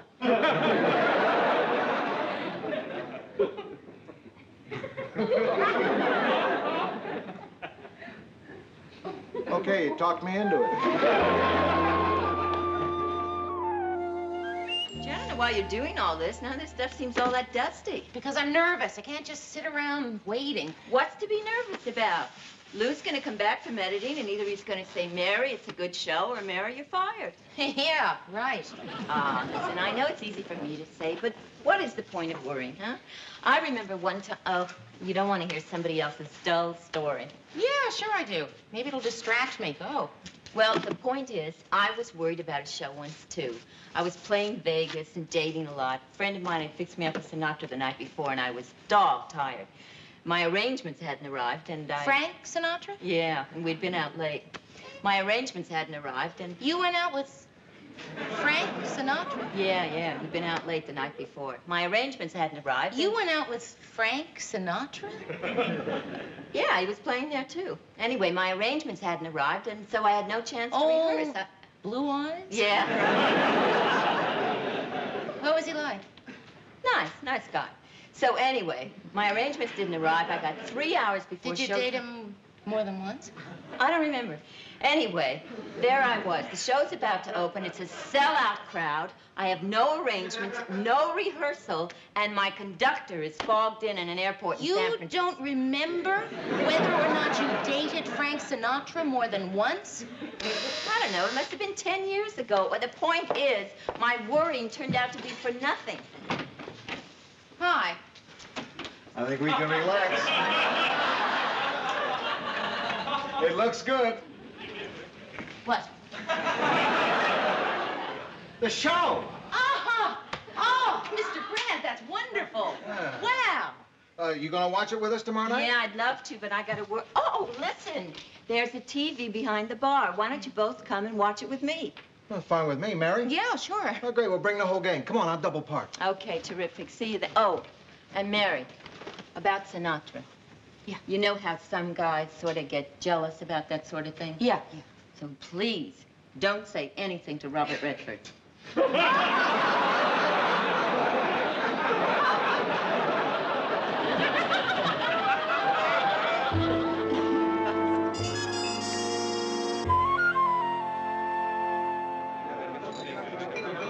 Oh, hiya, man. Oh, Murray, hi. Charlene McGuire. This is Murray Slaughter. Murray. Murray wrote tonight's show. Oh, I'm really looking forward to seeing it. No, it's no big deal. Nothing special. I mean, don't plan on being entertained or amused or thrilled or anything. Murray. It's all right, Mary. I wish somebody had told me that about my second husband. Anyway, I just wrote it. Actually, it was Mary's idea. She co-produced it. Well, thank you. I just hope it works. I mean, I just hope people will be interested in seeing a normal, decent human being in a documentary. Although I don't know why not. I mean, that's what most people are. I can see she's never been chased by the trombone section in a band bus. Hi, everybody. Hi. Charlene, I'd like you to meet Ted Baxter. Hi, Ted. I've heard a lot about you. You're, legendary. You chicks have some grapevine. Hey, it's almost time for the show. Tony, will you turn on to Channel 12? Sure. Listen, everybody. Normally, I play a set right now, but these are my friends, and they've done a television documentary, and we'd like to watch it. Of course, if any of you would like to watch it, too, you're... Drinks are on me. Want another drink, Mary? No, this one's fine. I'm dedicating this show to you. Good evening, this is Ted Baxter. Tonight we're going to examine the career of Councilman Charles Harkney. Right after this commercial message. Gosh darn, that guy's good. This is a nightmare, Ted in stereo. What's on the tube? It's a documentary. Portrait of a politician. I'll tell you what you missed. Good evening, this is Ted Baxter. Tonight we're going to examine the career of Councilman Harkney. And then they showed a picture of some guy taking a nap on a roll of toilet paper. For the next 60 minutes, our cameras are going to tag along with the councilman and record everything he says and does. We'll watch him make his breakfast. We'll go with him as he drives to work. We'll watch him open his morning mail. And that's a day in the life of Councilman Hartney. This is Ted Baxter saying good night and good news. I hope you're satisfied. We had a fire here once and more people stayed. Harry, I don't believe it. You've done the impossible. You've made Ted Baxter look dull. Well, I'm leaving. The check taken care of, Lou? No, it isn't, Ted. That's okay, no rush. Well, I thought it was terrific. I thought it was just terrific. In fact, I think it was more than terrific. I think it was terrific, and I am sure that everybody really loved that show. Really.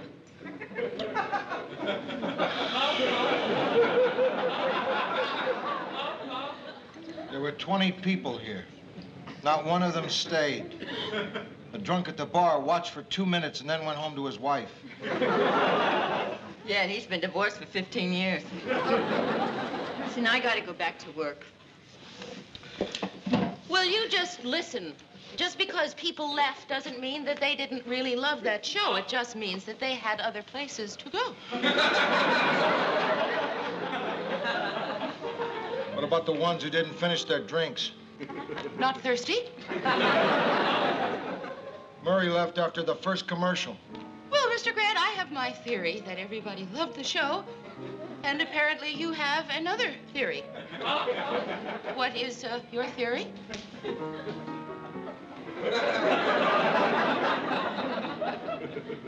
My theory is that if we showed this documentary by satellite to the world, this would no longer be a crowded planet. Well, let me just say this to you then. I know you're right. Nobody wants to watch the good things that happen in a documentary. They only want to watch the rotten things. Do you know what that means, Mr. Grant? That if it weren't for the rotten things that happen in this world, we couldn't put on the news show. We should be grateful to all the people who do those rotten things. We should stop them in the streets and say, thank you, Mr. Mugger. Thank you, Mr. Thief. Thank you, Mr. Maniac. Thank you, Mr. Grant. If it weren't for those people, you and I would be out of jobs. It's a lousy business we're in, Mr. Grant. I quit. Mary, It's a don't be lousy silly. business, Mr. Grant, and it's a lousy world. And I am going to Africa to work with Schweitzer.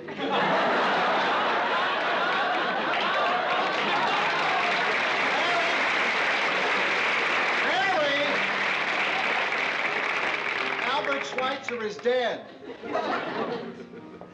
Do you see what I mean, Mr.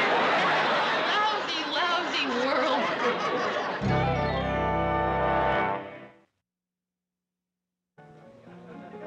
Sit down. It wasn't such a bad idea you had. People probably do want to watch good news. You want to know what the trouble with tonight was? I'll tell you what the trouble was. We put on a bad show. You and I pooled our talents to produce the worst documentary in the history of television. We did a cream of mushroom কিভাবে বানাতে পারবেন যদি এটা বলতে পারেন তাহলে we might give you a waiting card. গোলাপের পাপড়িগুলো পুরোটাই খাওয়া যাবে। এই গোলাপটা আমি সাবুদানা দিয়ে তৈরি করেছি। এই পর্যন্ত ঠিক ছিল। এটা মিস্টেক। Take 30 seconds. আপনি 30 seconds আমাদেরকে বলবেন আমরা আপনাকে শেয়ার রাঁধুনিতে কেন নিব এই সিজনে।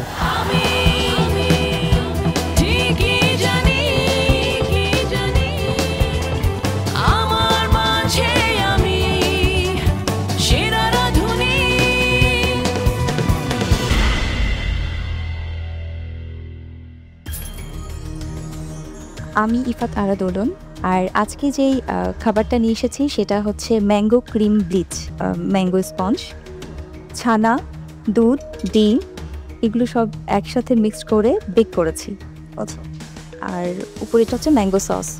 আপনার কাছে কেন মনে হলো যে চিজের সাথে ম্যাঙ্গোর কম্বিনেশনটা, মানে কি চিন্তা করে দিলেন?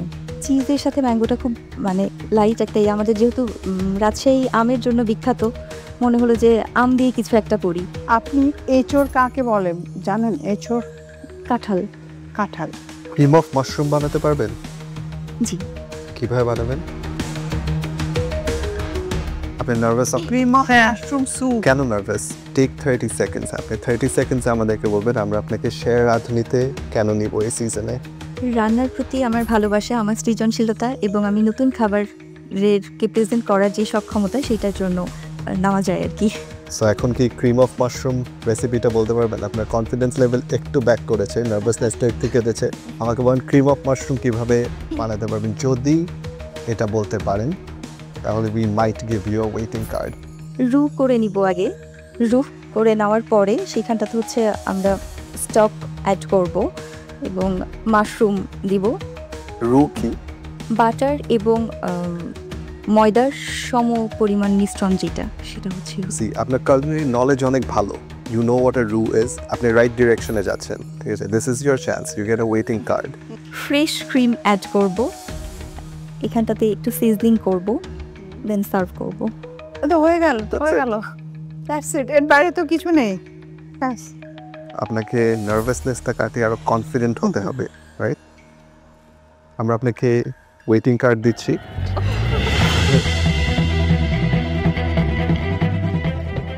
আলহামদুলিল্লাহ, আমি ওয়েটিং কার্ড পেয়েছি। বিচারকদের সামনে দাঁড়িয়ে রীতিমতো আমার হার্টবিট অফ হয়ে যাচ্ছিল। এখন অপেক্ষা ইয়েস কার্ডের জন্য। আমি যেন ইয়েস কার্ডটা পাই, আমার স্বপ্ন পূরণের একটা ধাপ যেন এগিয়ে সামনের দিকে অগ্রসরমান হতে পারি।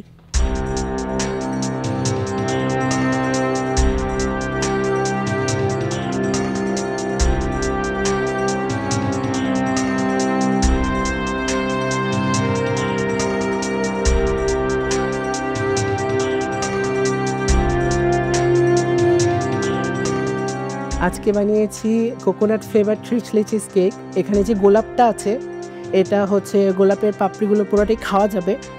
এই গোলাপটা আমি সাবুদানা দিয়ে তৈরি করেছি। আর হচ্ছে এখানে আমার আছে সিক্রেট ব্রেকফাস্ট প্লেটার, যেটা করেছি একটু নতুনত্ব আনা ট্রাই করেছি। জিনিসটা দেখতে হবে একরকম, কিন্তু খেতে হবে অন্যরকম। থার্ড টাইম এটা তোমার? জি। কত সিজনে ছিল তুমি আমাদের সাথে গ্র্যান্ড অডিশনে? তার আগেও আরেকবার ছিল গ্র্যান্ড অডিশনে? জি। আবার কেন আসলে? আমার নাম লেখা লাল করতে নিতে পারিনি আমি। না, 3 সময় ধরে যে আপনি এখনো ধৈর্য ধরে এখনো আসছেন, এটা অনেক ভালো একটা ব্যাপার। Thank you. তোমার এই যে এই আইটেম যেটা, এটা কি বললা? এটা হচ্ছে অনেকে গোলা রুটি বলে, অনেকে চাপড়া বলে। ডিম আছে না?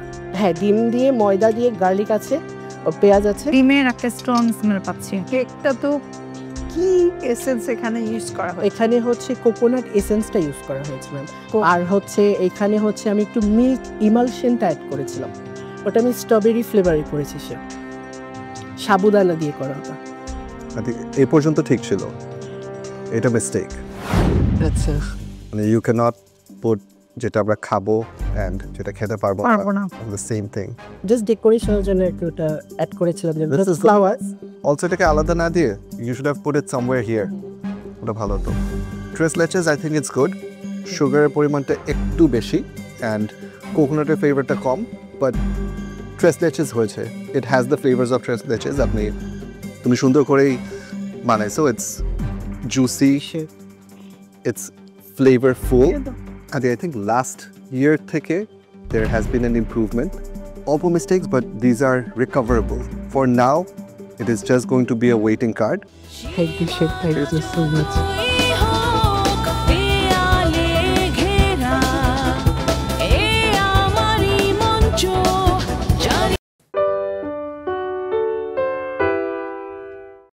Qua đường luôn bớt. Anh thì mất 1 tỷ lần nè. Nếu 1 tỷ lần càng mạnh. 15 lần khiếp, thằng này reward 1.500 lần. What the hell man. Ủa nó vậy broccoli 1.500 lần thật sự là ổn. Giờ mình là one 3, mình không quan tâm thằng Tana làm gì cả. Ok thầy rồi.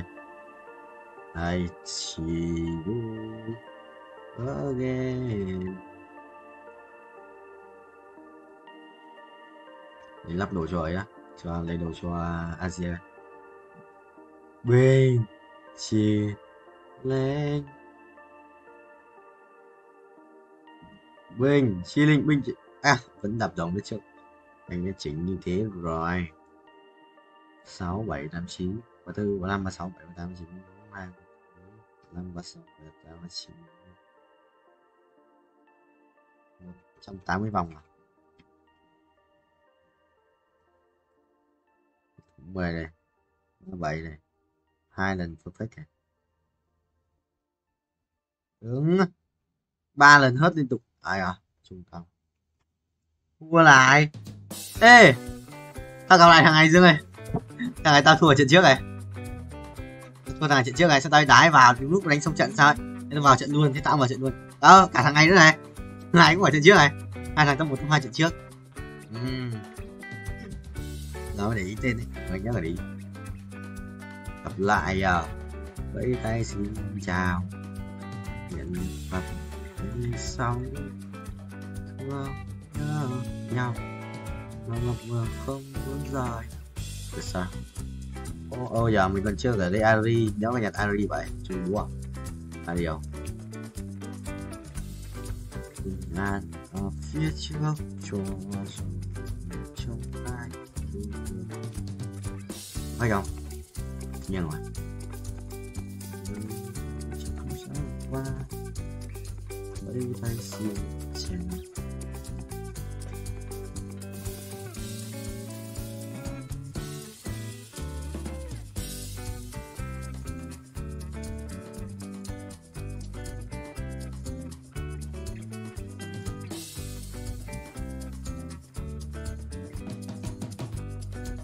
Mày đi đâu chôn à?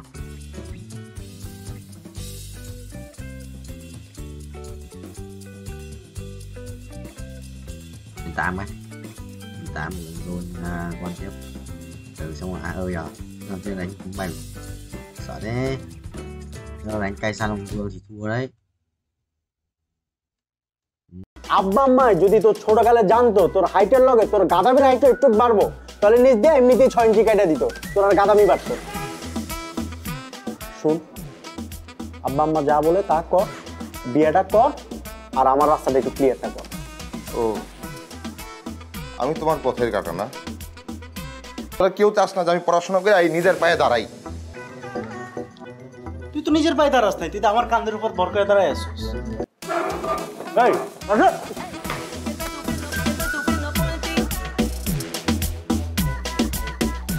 Where?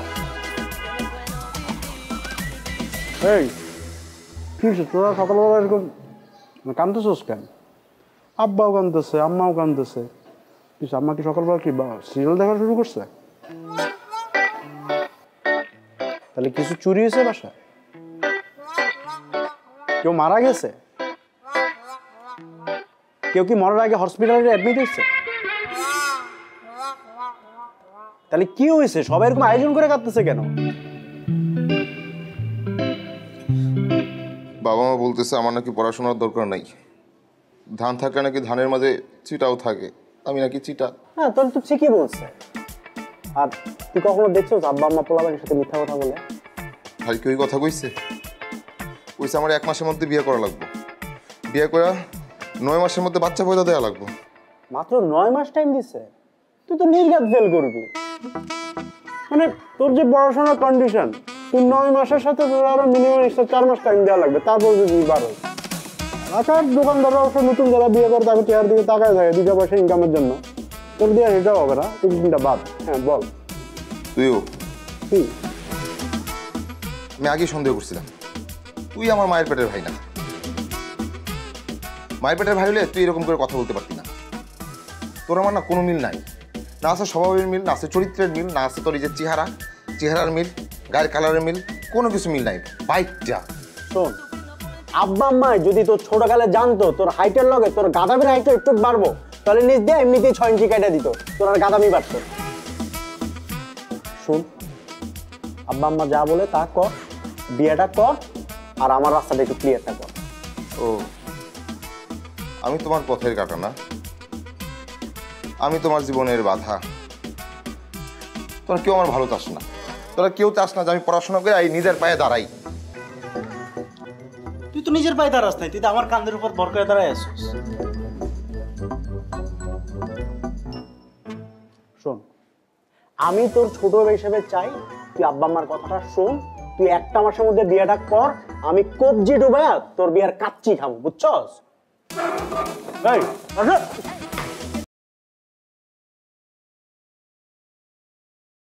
Thầy lại mày thắng, nghe cái chừng mày thắng, mày 10% nữa.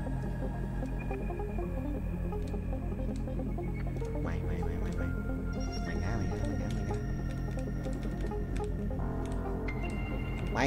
Mày ô không được, đùa tao xuân không xuân 77 ơi, được rồi xuân nhớ vậy.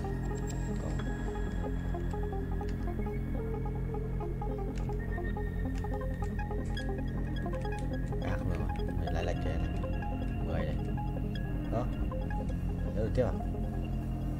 3 củ 59 là xem được bao nhiêu nhá. 4 3%, 4 và 66 cũng được. Át này. Sẽ át từ này rồi. Ê, chơi xong rồi, đánh trùng bài rồi, thằng này ấn tử thần ạ. Không sao thầy ơi, mình dồn trước là được. Sử thanh hóa. Bắt đầu nói bà. Xong rồi, xoay bài tự động. Đấy phải không?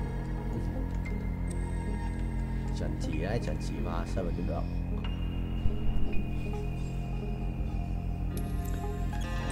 Go.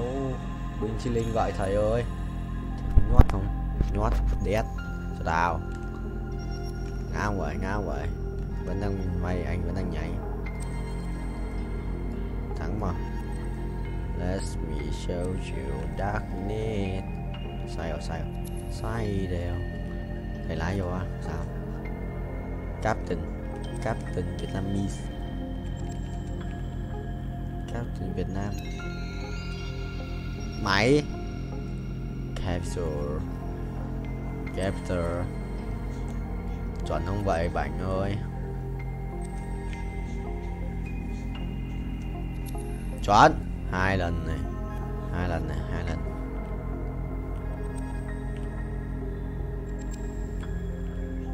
Đấy, không 3 lần. Lại nữa ta thể như tí 3 lần này. 3 lần, 1 lần là 4 này. 5 lần này. 5 lần 6 lần 6 lần 6 lần được 6 lần 5 lần rồi 5 chuẩn đi ngoan. Còn một cái cung xanh nữa đây đi.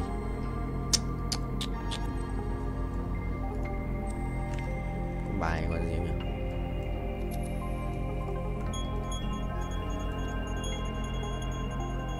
Có bài yêu đét Long Vương à? Yêu đét xong còn nhiều máu đấy. Xuân vợ thấy chưa, chạm đất 49 rồi. Xong lần này là quay một vòng rồi mình. Tại không waiting card দিব না, apron. আচ্ছা, আরেকটা আপনার যদি confidence থাকে আপনার ফুডের উপরে, তাহলে ওয়েটিং কার্ড আর অ্যাপ্রনের মধ্যে ডিফারেন্সটা কি? ডিরেক্ট পাওয়ার মধ্যে একটা ব্যাপার আছে। You're confident, but there is a slight difference between confidence and overconfidence. আমরা কনফিডেন্টে থাকি। Thank you. কি করবেন? দেখছি আমরা আপনাকে নিলাম, আপনি শোতে আসলেন, টপ 3-তে চলে আসলেন, তারপরে প্ল্যানটা কি?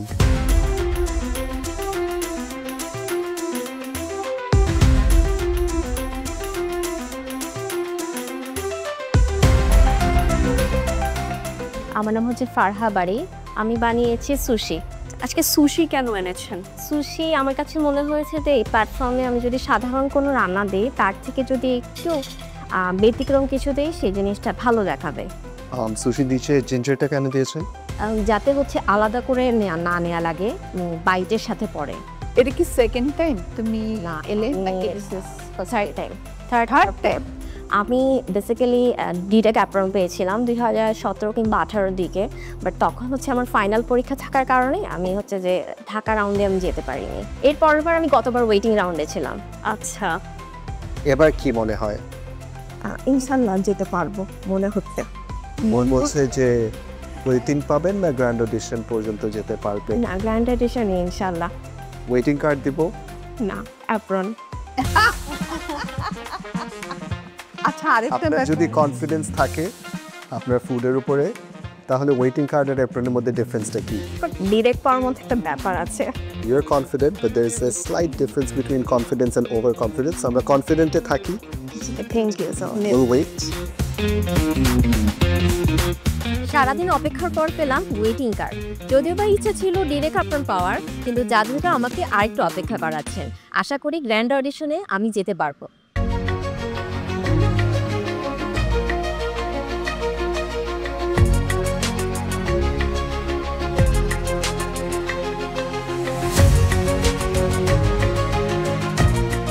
আমি আজকে করেছি আমাদের চিটাঙ্গে খুব ঐতিহ্যবাহী একটা খাবার, ফলি মাছের কাবাব, মানে আমাদের চিটাঙ্গি ভাষায় যেটার নাম খালিসা বলে। ফলি মাছের কোফতা দিয়ে আপনি কেন শেয়ার রাঁধুনিতে পার্টিসিপেট করলেন? আমার বিয়ের পরে আমার শাশুড়ির কাছ থেকে আমার এই রেসিপি শেখা, এরপর থেকে আমি প্রায় করতাম এটা। ওদের সবার খুব ফেভারিট খাবার এটা। এটা কি? এটা হচ্ছে আপনার অরেঞ্জ তিরামিসু। Orange tiramisu. আপনি কি করেন?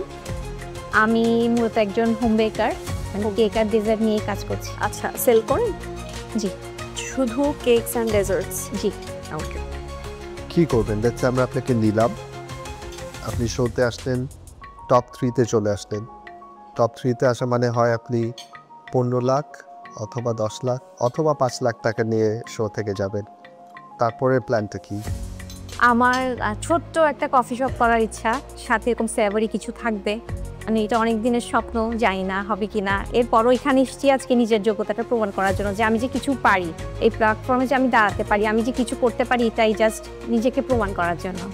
কইলুর, আপনার খাবারটা মজা, কোফতা ইটসেলফ ইজ মজা, ডেজার্টটা বেটার ছিল।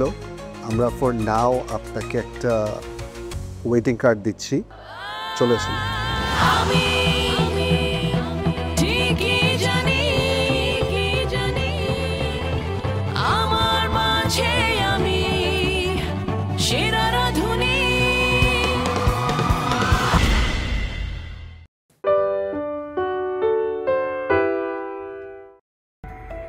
Dạ.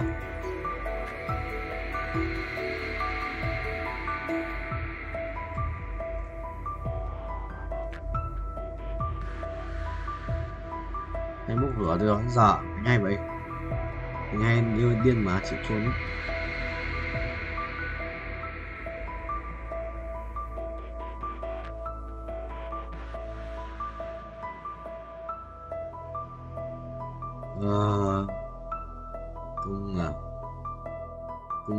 Cung xanh à, đáy máu, đáy máu, đáy máu, đáy máu, đáy máu. Đây đây. Không ra thì buồn lắm rồi, buồn lắm em ơi, biết trách anh ơi là đâu lên là gọi.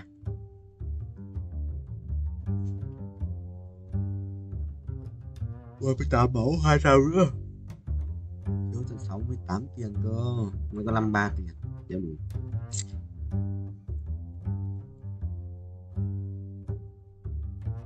Vay nữa không rồi, vay nhà hack rồi.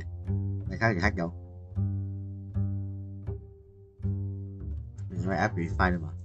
Asma chi hết lava dragon, cái cục lava phế à. Thấy khỏe hơn.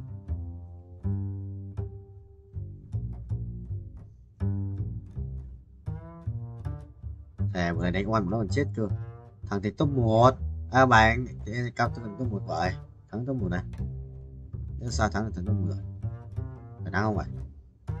Bắn nhỉ? Nhanh ghét. Thắng đi. Chưa thắng rồi, gần thắng. Khiếp, phải bắn toàn để chiêu bắn được mà. Đéo có đam. What the hell, 5 phép. Chiều rồi. Toàn 5 phép ạ.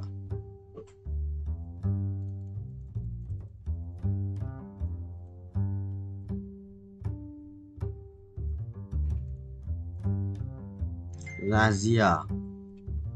Razia sẽ khó lá phủ bù làm màu đấy.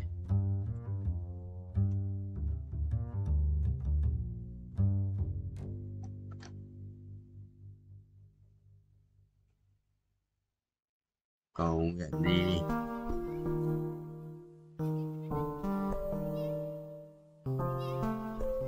Hôm nay nghỉ mà.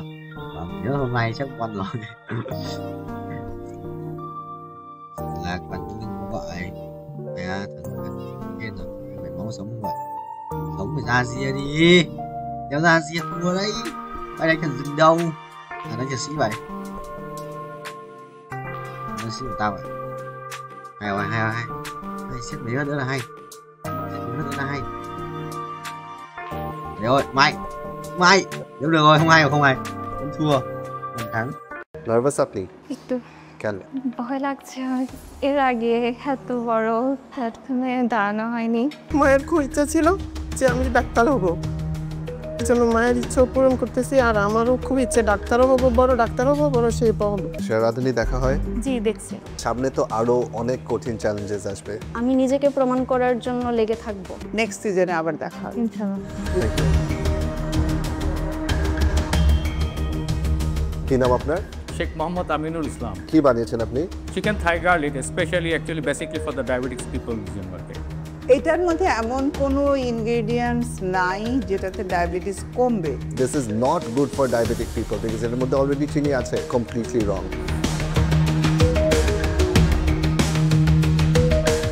Ishrat nervous কেন তো?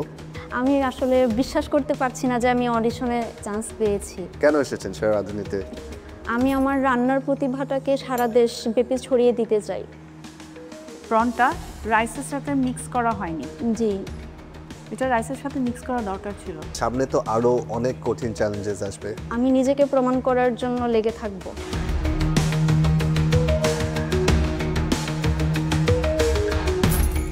আপনার food সিলেকশনটা খুবই রং ছিল। এটা কি খাওয়া যায়? So যে জিনিসটা খাওয়া যায় না, ইটস প্লাস্টিক, রাইট? আপনি প্লাস্টিককে ফুডের উপরে দিতে পারেন না। এবার হচ্ছে না।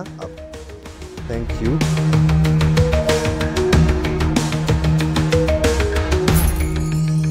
এটা অ্যালফ্রেডো সস পাস্তা।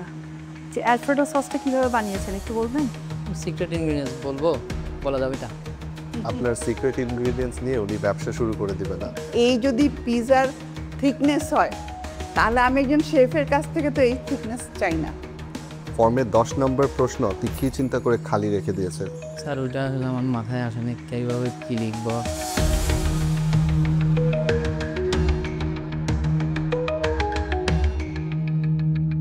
নার্ভাস আপনি? একটু। কেন? ভয় লাগছে, এর আগে এত বড় প্ল্যাটফর্মে দাঁড়ানো হয়নি। 5টা থাই ফুডের নাম শুনি।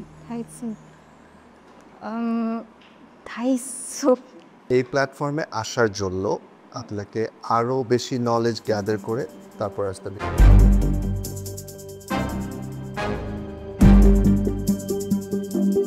অডিশন রাউন্ডে বিচারকদের কাছে প্রতিযোগীদের রেসিপির পাশাপাশি food presentation, cooking skill, knowledge, self confidence সহ বিভিন্ন বিষয়ে পরীক্ষার সম্মুখীন হতে হয়। সেই পরীক্ষায় অনেকেই বিচারকদের প্রত্যাশা পূরণ করতে পারেননি, তাই সেরা রাঁধুনি হওয়ার স্বপ্ন তাদের এখানেই থেমে যায়। পনিরটা কি নিজে বানিয়েছো? পনিরটা কেনা। তাহলে পনির যদি কেনা হয়, নিজের তো শুধু গ্রেভিটা। উজমা। জি। উজমা কি বানিয়েছো? তিরামিসু। ফুড নলেজ না থাকলে এখানে পার্টিসিপেট করা ইজ ভেরি টাফ। আপনার এই চিন্তাটা কি এই কুকিং শোর জন্য অ্যাপ্লিকেবল? এখানে তো আপনার বেস্ট ডিশটা নিয়ে আসতে হবে। কি হবে রাঁধুনিদের মাঝে সেরা হয়ে? সেরা রাঁধুনি দেখা হয়? জি দেখছি। সো পরীক্ষার জন্য আমরা পড়াশোনা করি না। আগের সিজনগুলো হবে হলো গিয়ে পড়াশোনা করার বই। নেক্সট সিজনে আবার দেখা হবে ইনশাআল্লাহ। থ্যাংক ইউ আসার জন্য। বীজ কালুগুনা উইথ ভুদ্রা ভাত, পোলা চালের খুদ আর ডাল দিয়ে করা। ইয়ামিন কি করেন আপনি? আমি হচ্ছে মেডিকেলে পড়ি। মায়ের খুব ইচ্ছা ছিল যে আমি ডাক্তার হব, এই জন্য মায়ের ইচ্ছা পূরণ করতেছি। আর আমারও খুব ইচ্ছে ডাক্তারও হবো, বড় ডাক্তার হবো, বড় সেই পাবো। রসমলাই কি আপনি বানিয়েছেন? আমি হচ্ছে যে আপনাদের তিনজনের জন্য কুমিল্লার মাতৃভান্ডারের রসমালাই নিয়ে আসছি, যদি অনুমতি দেন তাহলে আমি এটা এখানে নিয়ে আসতে পারি। পরে বিচার কার্য শেষ করি, তারপর আপনি আমাদেরকে মিষ্টি দিতে পারবেন। আপনার ফুড টেস্ট করে বোঝা যায় যে আপনি শখে রান্না করেন, যে প্রফেশন হিসাবে আপনার মা যেটা আপনার জন্য চেয়েছিলেন যে আপনি ডক্টর হন, ওটা আপনার জন্য বেটার হয়। Thank you very much. আপনার মিষ্টি আমাদের জন্য নিয়ে আসতে পারেন।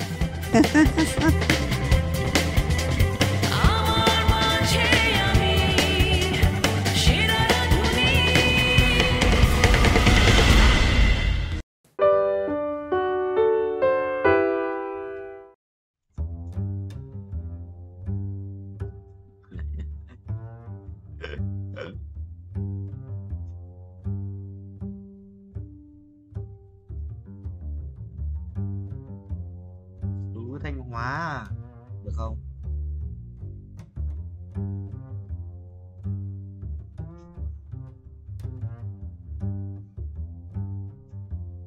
Quý à? Nên mình lộc lui ơi.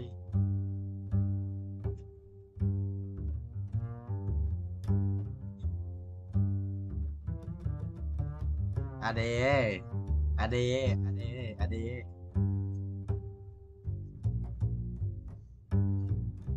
Còn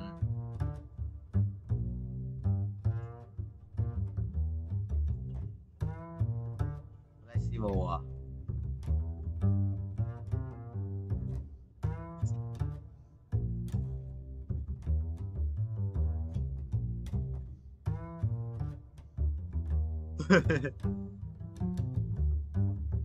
Kêu Queen ra chim của anh và xem kêu được Queen này. Bye bye anh em nhé. Đấy, hay giờ là hay ra chim không? Chỉ vậy. Rồi nói sai đâu, ra cái chim này.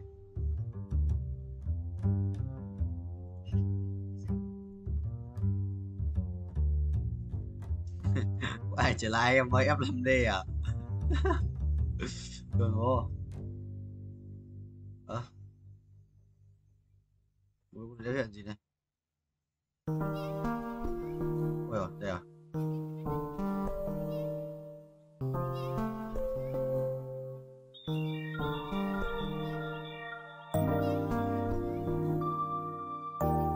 Quay không vậy? Căng cửa. Quay rồi, quay. Ôi vừa anh sao nào xíu này? Đấy, có hiện rồi. Bữa đấy nhỉ? Bữa đấy. Không đúng rồi.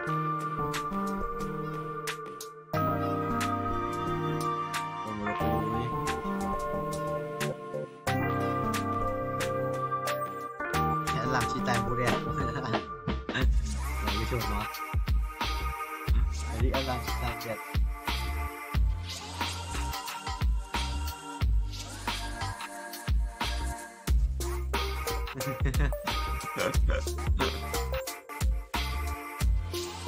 Quả chim nhằm BD à?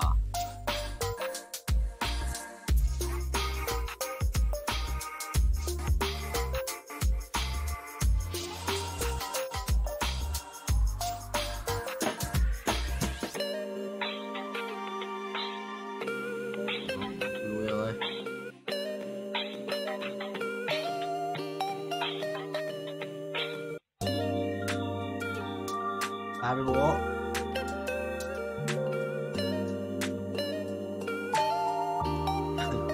bỏ là trách cái kia ấy.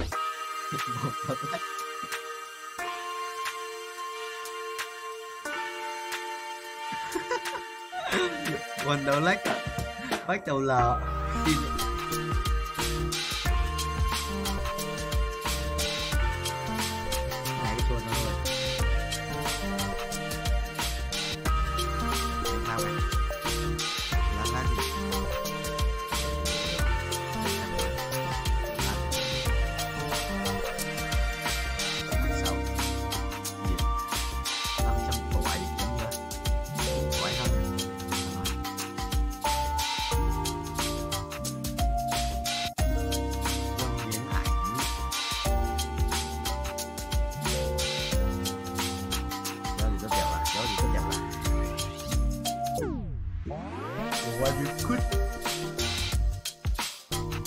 Ui, quá.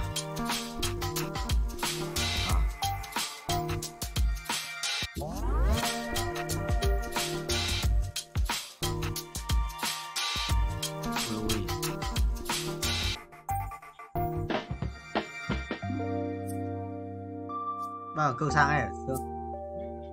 Tao.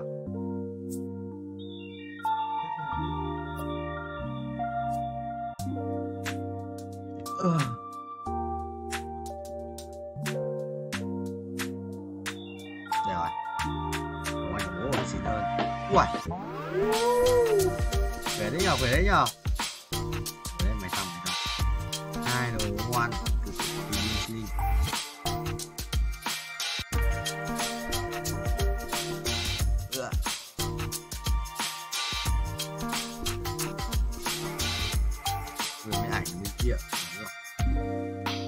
Mà mình có sắp xếp rồi mà mình đéo xả tiền tôn hai con này lên thì nó sẽ 6 ra chứ, 6 rồi bình thường.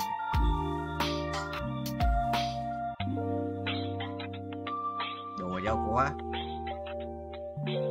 đéo hiểu cái gì đang xảy ra. Áo mù đéo chết cơ, áo mù đéo chết à? Phải vậy. Áo mù dây chuyền tự lực và giáp siêu linh ạ.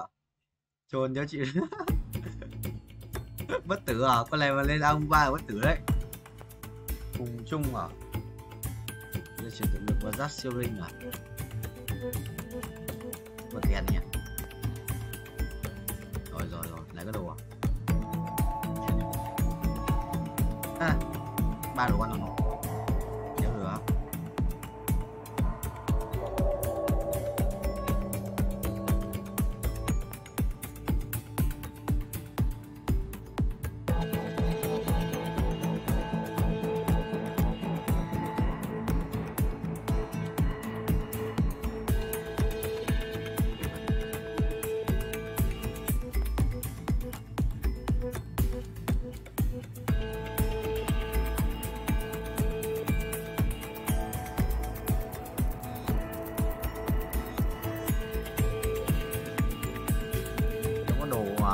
Hai con đánh tam chính nhóc đồ chun.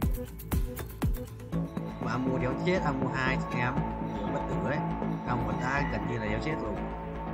Nó vẫn hồi máu luôn, mất bao nhiêu anh. Bất tử broccoli ơi. Bất tử broccoli ơi.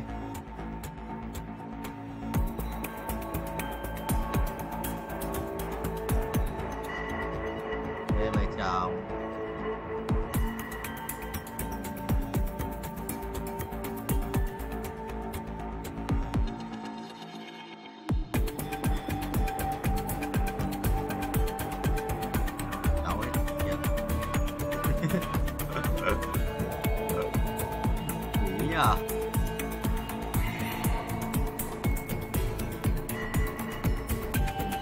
Biết không? Mày thích biết không? Mày thích biết không? Mày thích biết không? Mày biết.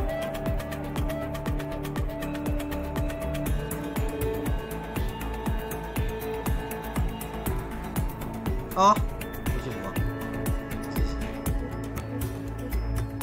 chắc à? Hy vọng thì làm gì để thất vọng qua. Hy vọng nhiều thì thất vọng nhiều. Hy vọng nhiều thất vọng nhiều.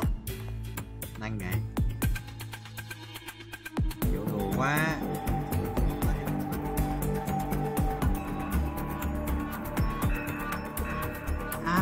Ác quỷ nhất ta từng thấy. Hồi máu nhá. Máu này. Hồi máu.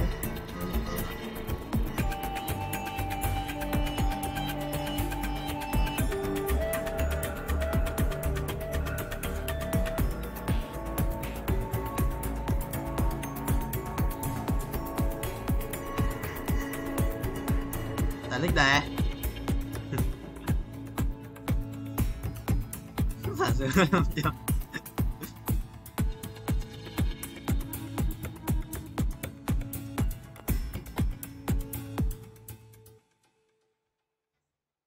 Này rất vấn. Thôi thì anh chúc em thành công trên con đường học vấn à? Anh chúc em thành công trên con đường học vấn à?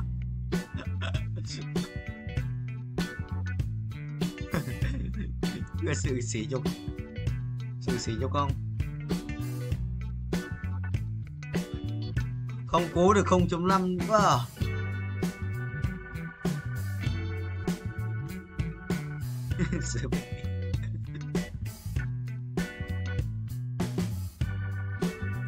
Muốn nhục không là min rồi.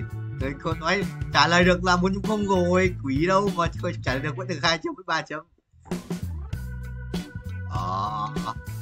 Hay lắm rồi, hay lắm, 5 chấm. Rồi anh à.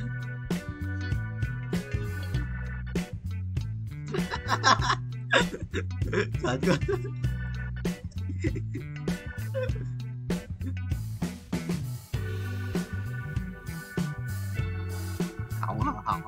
Hỏng à Phú.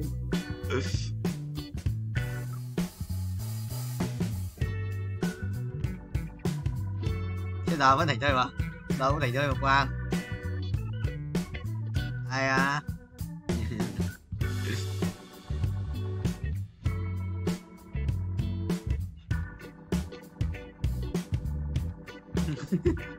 Sự thật thì vẫn là sự thật đó.